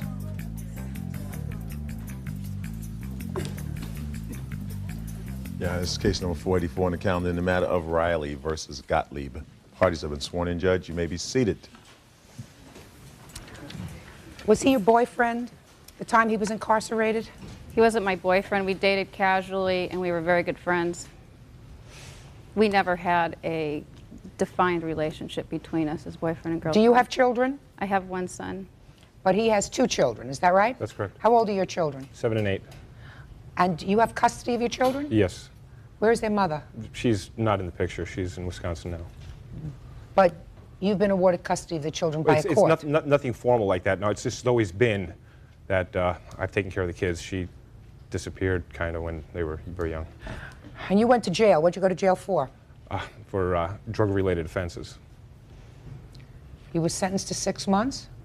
Well, you were sentenced I was to sentenced longer. I went into a drug rehab, which I've since graduated from, and I now have 13 months sober, by the way. How long were you in jail? For a month. 1 month? 5 or 6 weeks, 4, 5, 6 weeks, yes. Is that all he was in jail for? 4, 5, or 6 weeks? He was arrested, I believe, December 5th. He was released into the recovery house approximately January 21st. Okay. And when you were in the recovery house, where were your children? They were with Shannon.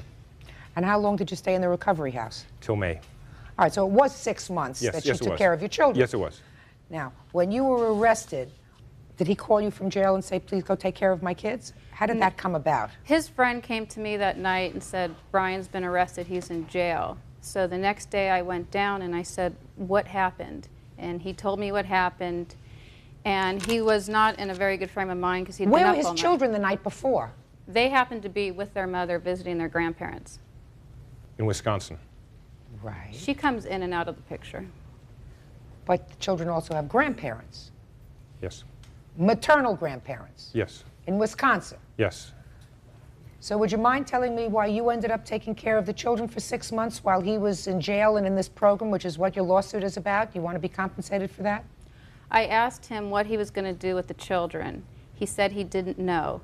Now, prior to this, before he was arrested, his mother started calling me. She said, if you take the children, I'm scared that something's going to happen to them. I will completely support the children. Now, this is before he was put in jail. So at this time, when he was arrested and put in jail, I said that I would watch them for at least till we found out what was going to happen to him. Mm-hmm. He said he couldn't think of a better place for his kids to be.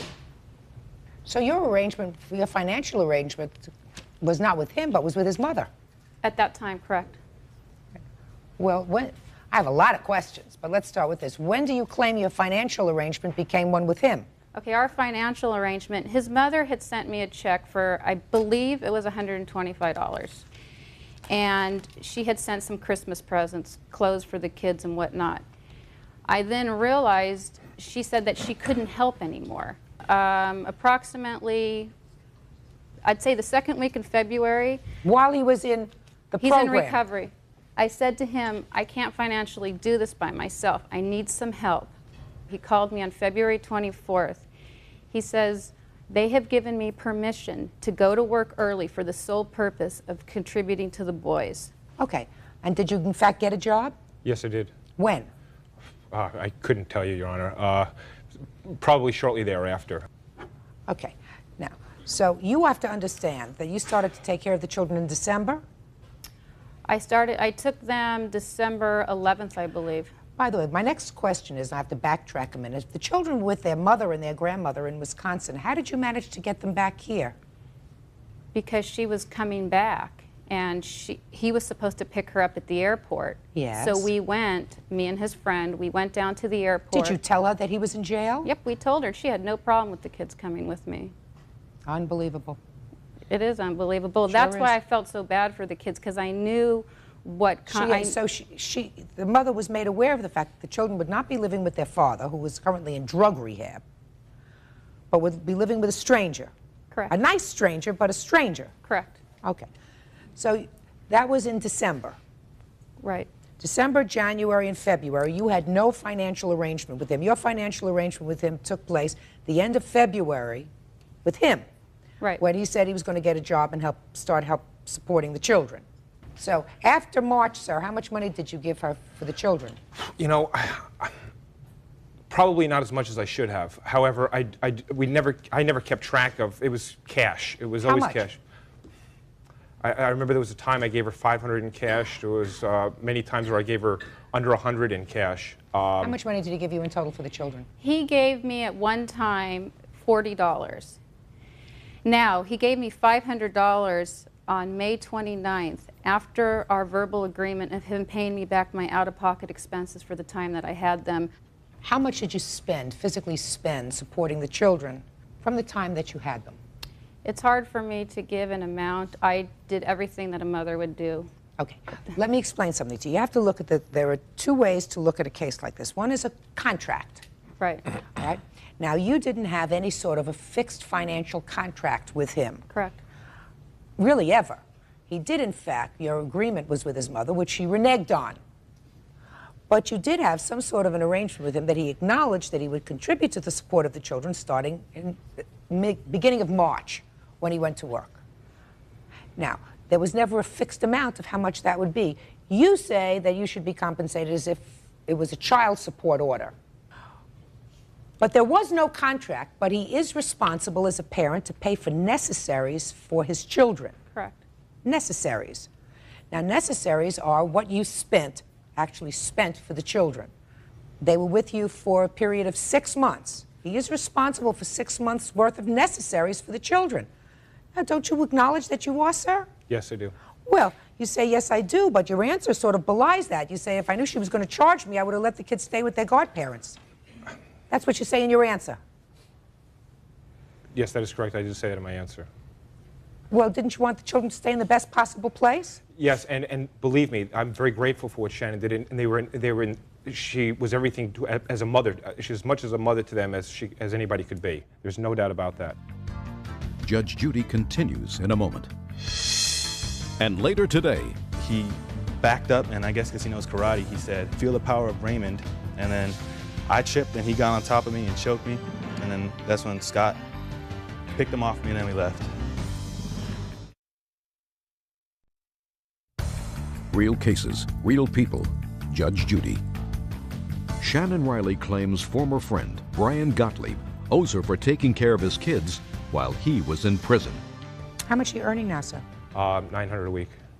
$900 a week? Is that Yes. what you take home? Yeah, no, that's what I gross. What do you take home? About $750 or so. And who do you work for now? I work for a glass company in Glendale. And how long have you been working for them? Since May, since around May, June. Is that when you took the children back from her? Yes, that's correct.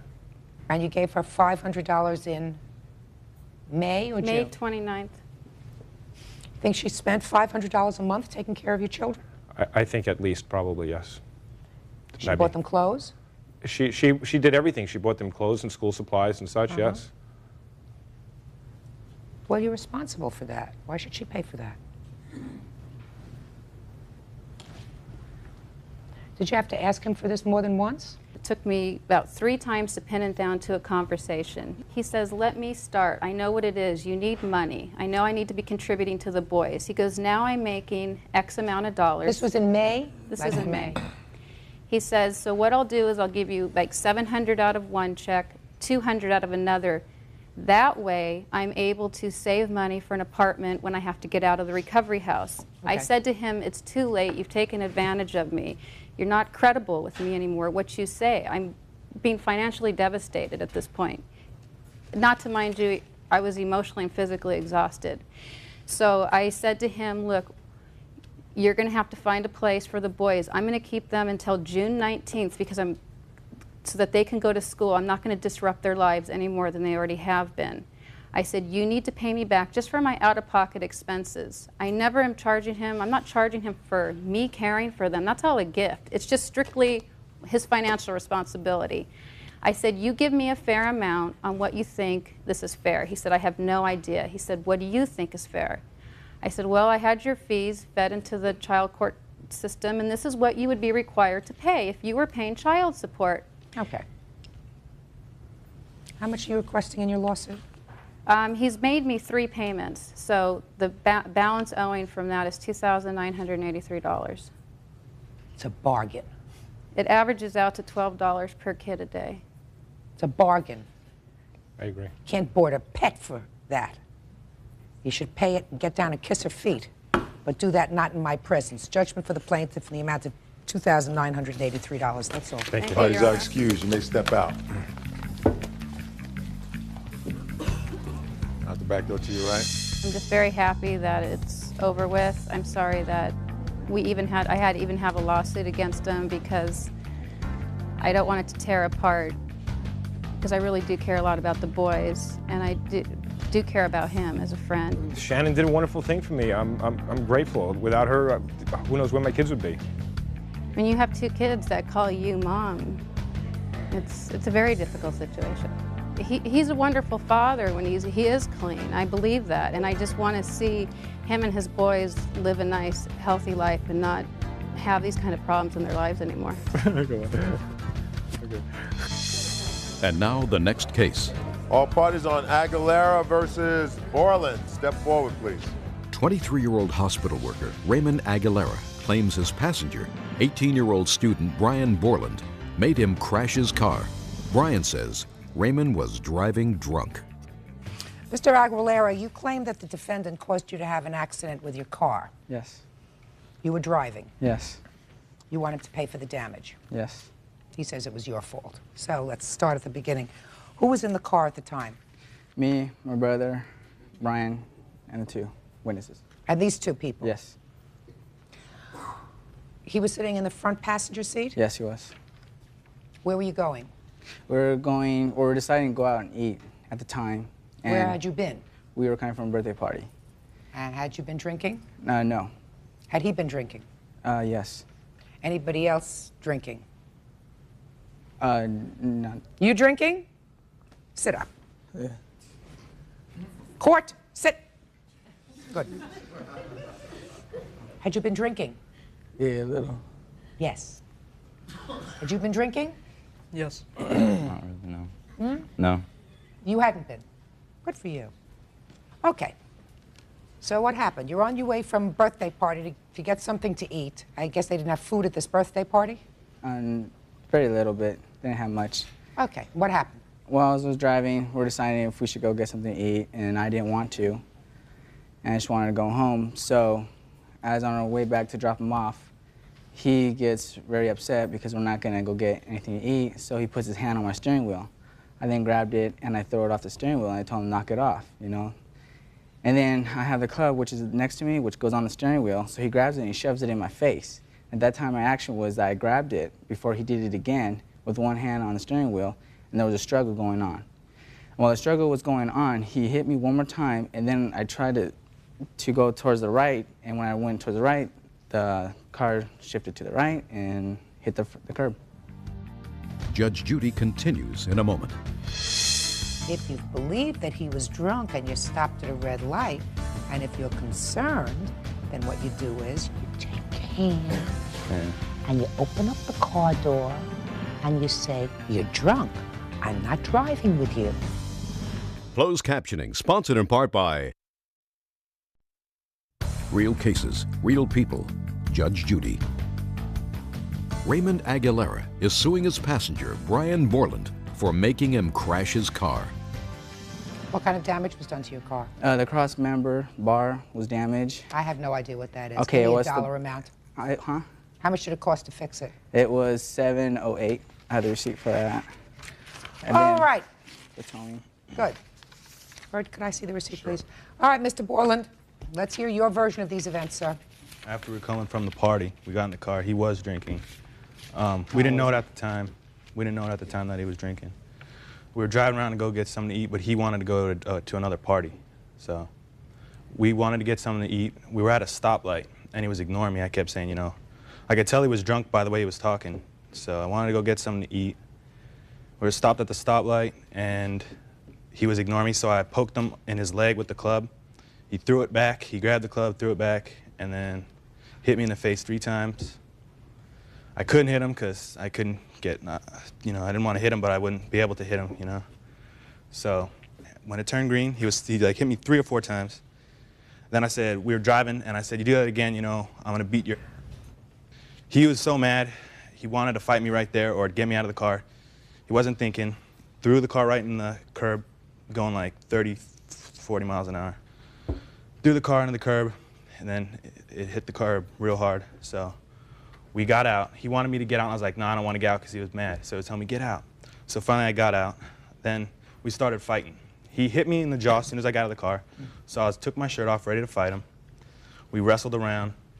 When we got loose, he backed up, and I guess because he knows karate, he kicked me in the leg and said, feel the power of Raymond. Then he said, ooh, you know that hurted. Then we wrestled some more, and then I tripped, and he got on top of me and choked me. And then that's when Scott picked him off me, and then we left. And we knew the car wasn't drivable, so we left him there. All right. So this whole thing started, sir, because according to you, you picked up the club and poked him in the leg with it. Because he was ignoring me. But we weren't driving. Just a second. That's how it started. Yeah. He was ignoring you, and you didn't like that because you wanted to go get something to eat. And he didn't want to go get something to eat, so you picked up the club and you hit him with it. Right? We wanted to get something to eat because we could tell that he was drunk, and we wanted to just calm down and just take a break. Why didn't you listen to me? Now you're making it up as you go along. No, I'm not. Because if you've believed that he was drunk and you stopped at a red light, and if you're concerned, then what you do is you get out of the car and you leave. He was ignoring me. That's why I poked him in the first place, because he was ignoring me. You don't have to poke him with a club. I know. You take your hand Yeah. and you open up the car door and you say, you're drunk. I'm not driving with you. And you get out just as you did when the car was no longer drivable. Because it was in the same area, right? Mm-hmm. And how did you get home? We walked. So, as soon as you realized that he was ignoring you and he wasn't going out to eat, open the car door, go home. Judge Judy continues in a moment.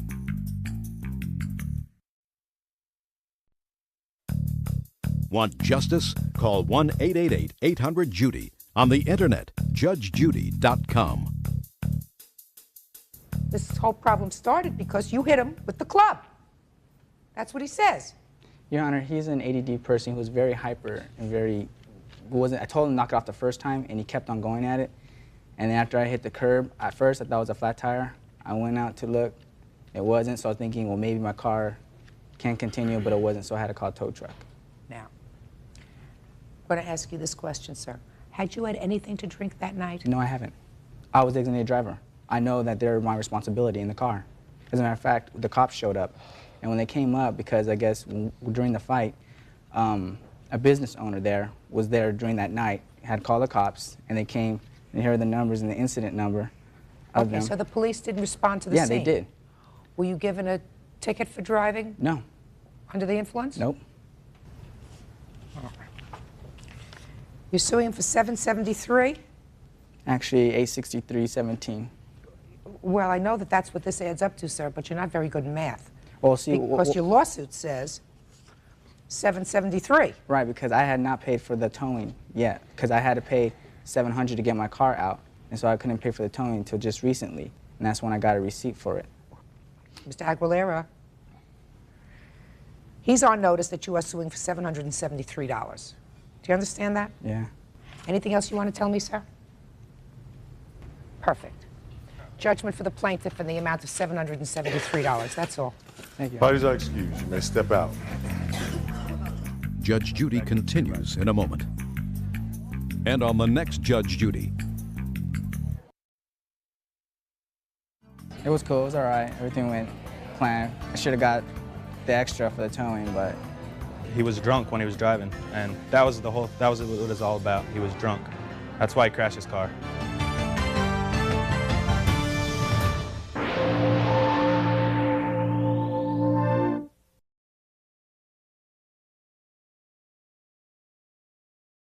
Technician Eric Triplett cut through her screen door after she locked him out. Order. All rise.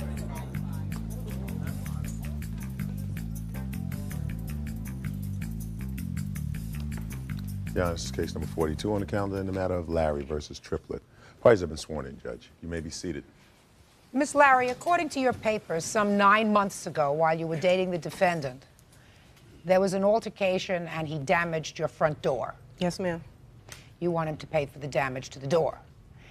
He says that never happened and that you made the whole thing up because he recently was successful in obtaining a judgment against you for a loan that he had made to you while you were dating. Is that right, sir? Correct. Okay. Just for my own curiosity, what was that loan for? I loaned her $800 towards a poodle that she wanted. Expensive poodle? Yes. And when did you successfully get a judgment against her? I got a judgment against her December the 9th. Okay. And when did you file this lawsuit? I filed mine November 14th. Was that after you were served with his papers? Yes, ma'am. Why did you wait 9 months to try to get this money for this door? Because the loan for the dog was supposed to have been a gift to me. When he sued me he tried to sue me for $350. I only owed $170 on the dog. Have you paid that? Yes, I'm in the process of paying now. All right, now tell me about this incident in April when your door was damaged. It was his birthday weekend. It was the Friday before his birthday. And he wanted to go out for his birthday. He asked me continuously to go out. This was about a month after he had moved out. When I get over to his residence where he's staying at right now, he was intoxicated. He was the man. He just wanted to do whatever he wanted to do. I told him if I came over there, I didn't want to stay in the house. If we was going somewhere, we were going out. A fight took place. Tell me about the fight. I told him I was going home because the whole situation, our relationship was just terrible. So you told him you wanted to leave? Right. When I went to try to leave, he started grabbing my hands. He pushed me down on the couch. I told him to stop pushing me. He pushed me again. I told him to quit pushing me. He pushed me into another room. I had on 3-inch heels.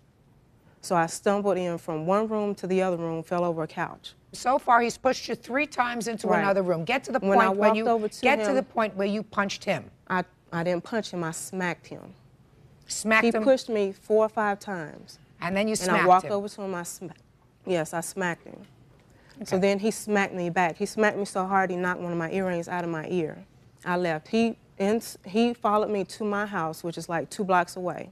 By the time I got to my door, I locked my screen door, and when I was shutting my steel door, he was getting out of his car. So he's banging on the door. He cuts my screen with his knife, the storm screen, breaks open that door, the screen door. Mm-hmm. Then he takes the butt of his knife and bangs from the top to the bottom on my steel door. And I kept telling him I was not opening up the door, because... Did he finally leave? After, about 15, 20 minutes. All right, sir. Tell me your version of what happened that day, on your birthday. On my birthday, well... It wasn't his birthday, it was Friday the eve before. of my birthday. Friday before. Okay, a national holiday. Yeah. She left to go out to her auntie house, and I waited for her. And I was watching the Chicago Bulls game, drinking a cup of Miller Draft. It was the eve of my birthday, and the Bulls was on their way to the championship, and I was just enjoying myself. She came by, and I was watching the game, and she kept saying, well, I don't want to wait. I don't want to stay here and wait. So I said, okay, I'm going to go upstairs and use the washroom. Well, when I came back downstairs, Miss Larry was standing there holding some pictures, and she was upset. What kind of pictures? Pictures of a female. You and another female? Yes. Go ahead. Ma'am, he is lying. He is lying. Don't say anything. See how quiet Yes, he was when you were testifying? Yes, ma'am. You have to be quiet. Go ahead. Okay, we didn't get into a push-up right away. She got up to leave, and I said, Wendy, don't leave. And I stepped in front, and I held her hands. So I said, okay, Wendy, why are you upset? Why are you acting so funny? It's the eve of my birthday. So when I stepped back in front of her to hold her hands, she punched me. And I said, what's wrong? And then she slapped me, and then I did shove her at that point. I shoved her backwards. And she said I hit her, I slapped her. I don't recall slapping her. Because if I would have slapped her as light as she is, it would have left some type of bruise, something like that. It was nothing there. And she walked out the door. So I got in my car, ran around the corner. I knocked on the door. I did not cut her screen door. Her screen door was already beat up. So you say that you didn't damage the door? No, I didn't. I didn't damage the door. It was damaged when I first met Wendy. It may have been damaged. So you're saying you didn't cut the screen or hit on the inside door with a butt of a knife. No, I didn't. I knocked with my knuckle You on knocked her with door. how long did you knock with your knuckle? I might have knocked on the door about 10 times. Mm-hmm. Okay, let me see what you say is the damage to the door. And tell me when you took the photographs. I don't recall. I took these photographs after the incident. How much after the incident? It had to have been that week after the incident. All right, let me see it. I think it was. The picture with the door, you really can't see the dents because it's, you know, a light door. And this is for the screen. This is for the screen. But everything, Your Honor, that he said is fabrication. Ma'am, I also have a copy of a PPO that I had to get on Mr. Triplett because he continued to harass me. The whole relationship was just horrible. He stated that he had a dream he saw me in heaven with him. And then the next week, he said that he couldn't live without me, so he was going to kill himself. Judge Judy continues in a moment. I assume that you have a point to this. She never mentioned any damage to a door that was worth $700, and the screen door was only 15 bucks that she claimed that I ripped up. And later today, When two young kids listened to what this man left on my answering machine, the nasty messages. Mr. Bibbs, I would suggest you not say another word. You're going to lose if you irritate me. real cases, real people. Judge Judy. Wendy Larry says her ex-boyfriend, Eric Triplett, cut through her screen door after she locked him out. I got a couple of questions for you. I've looked at the damage to the screen. I believe you that he damaged the screen door. Thank and you, I ma'am. believe you that he made some marks on the front door. The marks are very faint, and it looks to me as if they can be repaired by just painting them. I mean, this... Because I didn't purchase the door like that. When I bought the door, nothing was wrong with it. Okay. I It says have my remove and receipt. dispose of existing front door. Not repairable? They're saying the dents that are in the door is not. I can't get them banged out. Let's take a look at this screen. I'm looking at the picture. It looks like the screen is not cut, but pulled He out. cut it. No, he You cut mean- it from the bottom. You mean along the edge of the Along screen? the bottom edge. Okay. Yes, And how yes. much does the screen cost to fix? It was $38. May I say something, Judge? Yeah, sure. Okay. A couple of weeks after the incident took place, my financial company sent me a letter out stating that the bill hadn't been paid. The loan that I gave her, she was paying it straight to the financial company. What bill are you talking about? You're talking about the loan for the poodle? For the poodle, right. I assume that you have a point to this. Yes, I do. Well, hear you quickly. Okay. What she did was, my mom called her to ask her why she wasn't going to pay the bill, and Miss Larry said, well, I'll send you a list of why I'm not going to pay the bills. And this is the list. And she never mentioned any damage to a door that was worth $700, and the screen door was only 15 bucks that she claimed that I ripped up. That was approximated, ma'am. Okay, but you sent him this, is that right? I sent that to his mother. You sent this to his mother to indicate why you weren't going to pay finish for this paying. other loan. Correct. Because you say that he still owed you money. Correct. And one of the things that you talk about here is the screen door you messed up. And you have $15 and $189.79. Well, that's a far cry from the $700 you're suing for now. That is correct, because I explained to his mother that's not even including the door that he damaged. Well, the but door you by could- itself is going to cost at least $500 for Miss him. Larry, let me tell you something. You know why that doesn't smack to me of the truth? Because if you are outlining everything that you say he owes you, and you outlined fix a flat, $3.17, parking, $8, something about a PPO, $21.49. My personal protection order. It would seem to me that you would put down here the bill for the door, which is by far the didn't biggest bill you got. What you say here is screen door. You I are very verbally- specific. I Screen verbally door. stated that to Okay. her. Judgment in this case is for the plaintiff in the amount of $38, which is what it cost you to fix the screen. That's all. Parties are excused. You may step out.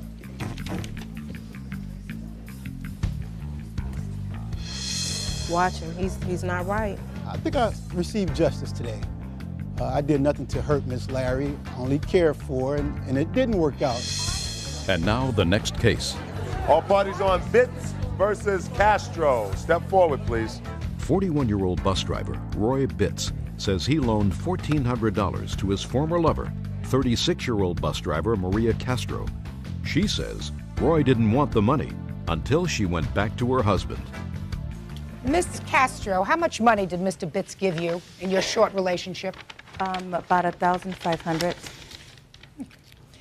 You say it was even less. You say it was $1,400. She said it was $1,500. So we're going to take your lower figure. According to you, Mr. Bitts, you were involved briefly with Miss Castro. You say that you gave her money in the form of loans in the amount of $1,400. Is that right? I have the canceled check, sir. She doesn't deny you gave her the money. She says you were a nice person and they were gifts. And the only reason you're suing her now is because she went back to her husband. Is that right? Correct. So tell me about how you started to give her money, Mr. Bitts. First, how long did you know her before you started to give her money? Probably about a year. I knew her for about a year before that. And we worked together, we worked at the same place, and she just wanted money to get through to the next paycheck. That was the first time. Well, were you dating at the time? We were going out. So what did she say to you? We were talking on the phone, and she says, I need to ask you a favor. I need some money to get through to the next paycheck. And I said, how much? She said, about $100, so I gave her $100. I didn't give it to her, I loaned it to her. She said, I'll pay you back.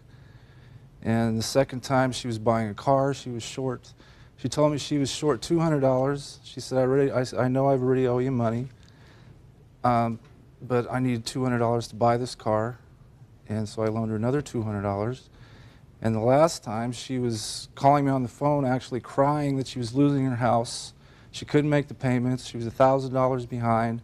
But she didn't say the amount at first. I asked her, how much do you have to get everything straight with everybody?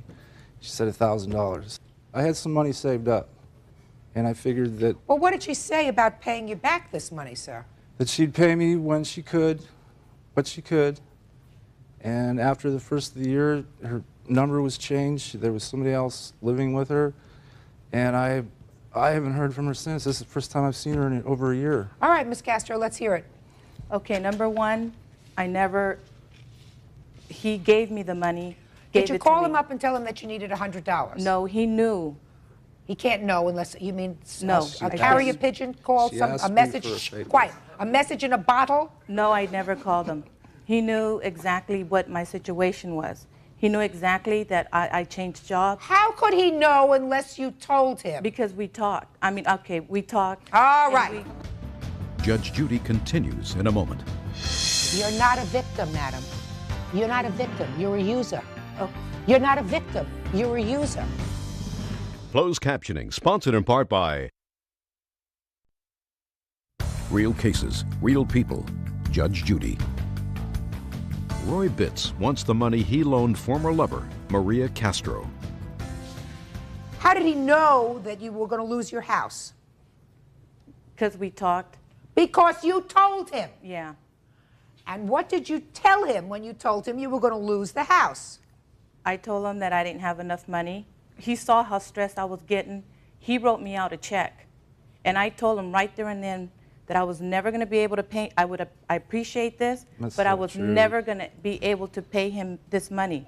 That's not true. I was just a second. You know, but he knew. No, he knows only what you told him. She told me at that time. Just a second. You took his $1,000. Yes, I did. How much after you took his $1,000 did you go back to your husband? About 4 months ago. Last January. When did you take the $1,000? I took it in around the beginning of January. And when did you go back to your husband? Around May, March. That's three. I mean, that's 3 or 4 months. That's 3 or 4 months later. Around 3 or 4 months later. $1,000 check was in October. She went back to her husband in January. Let me see the checks. The one there is for a traffic ticket. I wrote it to the court because I took her up to Placer or to Loomis because she didn't trust her pickup to go up there, so I gave her a ride up there. when I loaned her the $1,000, she said if she had to, she'd take out a second job, that she would pay me back every penny. And she I just believe kept you, on. Mr. Bitts. I honestly believe you. And Ms. Castro, even if I were to believe you, which I don't, it seems to me that this gentleman was very kind to you when you needed financial assistance. Is that right? He was very, he is. He was very kind to you. So now you're back with your husband, right? Shut up. Just a second. Now you're back with your husband, right? I assume your husband works. Well, I'm not back with my husband. We're starting to see each other, again. We're trying to work our relationship out now. Good. You have when children? He yes, we you do. Have children? They're by him. That's and one they pay. of the main reason that's helped, because of the children. You pay does he pay child support to you? He never has. Well, why should you take from this stranger instead of taking from the father of your children who you're dating? Well, Honor. Why? The reason why is because he gave me the money. I didn't take it. He gave it to me. You're, Miss Castro, I give him Santa Claus. you know, it's very hard to teach a No, person you're not your age. Santa Hey, Claus. it's very hard to teach a person your age how to have a moral compass, right? Because it seems to me if you have a nice person who you asked for money, which you did, because he wouldn't have given you money unless you asked for money. And if things didn't work out between you, because I assume, Mr. Bitts, that you thought that you had a relationship with this lady. I trusted her. I thought she was a good person. Okay. Your Honor, I could be standing on a street corner starving to death now. She wouldn't give me a bite of her peanut Your butter Honor, sandwich. okay, the reason why I never contact him back and had to change my number because he harassed me. For what? Deb, hey. Yes, he did. He was on harassed you about what, Miss Castro? Okay, he would call me up at every hour of the Mr. Bitts, night. you're irritating me. I would suggest you be quiet. He would call me at every hour of the night, just after our breakup. He was under the influence of alcohol. He would scream. So, Miss Castro, let me ask you this question, madam. Can I just, please?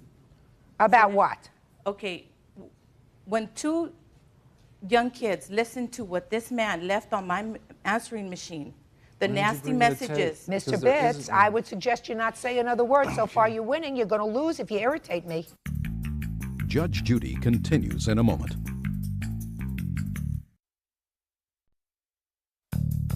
Want justice? Call 1-888-800-JUDY. On the internet, judgejudy.com. You're not a victim, madam. You're not a victim. You're a user. Okay. You're not a victim. You're a user. Because a normal person who had a reasonable moral compass would say, I took this money from a man who was a stranger to me. He wasn't a stranger. Yes, he was. He was a stranger. He's not related to you by blood. He's not related to you by marriage. He is a stranger to you. He gave me money because I had a need. Then we broke up for whatever reason. We broke up. And he's angry, annoyed. I want to terminate all contact with him, and that means that in order for me to do that, I should pay him back this money that he gave me. Then he has no legitimate reason to contact me, and I'm doing the right thing. You tried to get away with his $1,400, and you're not going to do it. Judgment in this case is for the plaintiff in the amount of $1,400 as requested. Thank you. Parties are excused. You may step out. Judge Judy continues in a moment. And on the next Judge Judy. Video này thì sẽ chia sẻ về những cái lưu ý khi bố mẹ chọn sữa cho bé. Khi mà chọn sữa cho bé thì bố mẹ lại cần phải dựa vào những cái nhóm sữa dành cho các cái nhu cầu đặc biệt và đọc hiểu được các cái thông tin ghi trên nhãn mác của sữa. Đối với cái vấn đề là nhóm sữa dành cho các nhu cầu đặc biệt ấy, thì bố mẹ hiểu như thế nào ạ? Sữa thì nó sẽ có các nhóm đặc biệt, ví dụ như là sữa không chứa lactose, rồi sữa công thức thủy phân, sữa cao năng lượng. Nó sẽ có sự khác nhau giữa các cái nhóm sữa này. Đối với sữa không chứa lactose thì đối với các bé khi uống sữa được làm từ sữa bò bị đầy bụng, khó tiêu, đi ngoài chán ăn mệt mỏi thì mẹ cần phải tham khảo loại sữa không chứa lactose. Thường là sẽ làm từ sữa dê hoặc là sữa tách lactose. Rồi cái nhóm sữa mà thủy phân ấy, sữa công thức thủy phân thì sẽ giảm cái tình trạng dị ứng protein động vật trong sữa công thức đối với trẻ có hệ tiêu hóa nhạy cảm. Cái sữa đối với những cái loại trẻ biếng ăn, trẻ không ăn được do bệnh thì sữa cao năng lượng là cái lựa chọn của bố mẹ. Sữa sẽ giúp cho trẻ bổ sung năng lượng cần thiết, giúp trẻ khỏe mạnh, tăng cường sức đề kháng. Còn ngược lại, đối với những trẻ mà bị trào ngược dạ dày thực quản thì mẹ nên phải chọn các loại sữa bổ sung tinh bột gạo, giúp giảm nôn và nuôi dưỡng các cái vi khuẩn có ích trong đường ruột, ngăn ngừa táo bón và các cái cơn đau co thắt. Vậy thì lưu ý là bố mẹ phải chọn sữa theo các cái nhóm khác nhau để thích hợp với cơ thể con. Rồi bố mẹ cần phải lưu ý là đọc hiểu tất cả những cái thông tin ghi trên vỏ hộp, quan sát độ tuổi sử dụng ghi trên vỏ hộp này, thành phần có trong sữa được thiết kế phù hợp với độ tuổi, cho nên là cần phải đọc các cái thông tin ghi trên đó. Bảng thành phần dinh dưỡng là một vấn đề quan trọng tiếp theo bố mẹ cần phải đọc để hiểu. Hàm lượng chất đạm, chất béo, mức năng lượng có thể cung cấp từ sản phẩm sữa là bao nhiêu, rồi xuất xứ sản phẩm ở nơi nào là những cái thông tin bố mẹ cần phải nắm rõ để có thể chọn cho con được cái hộp sữa tốt nhất và phù hợp nhất.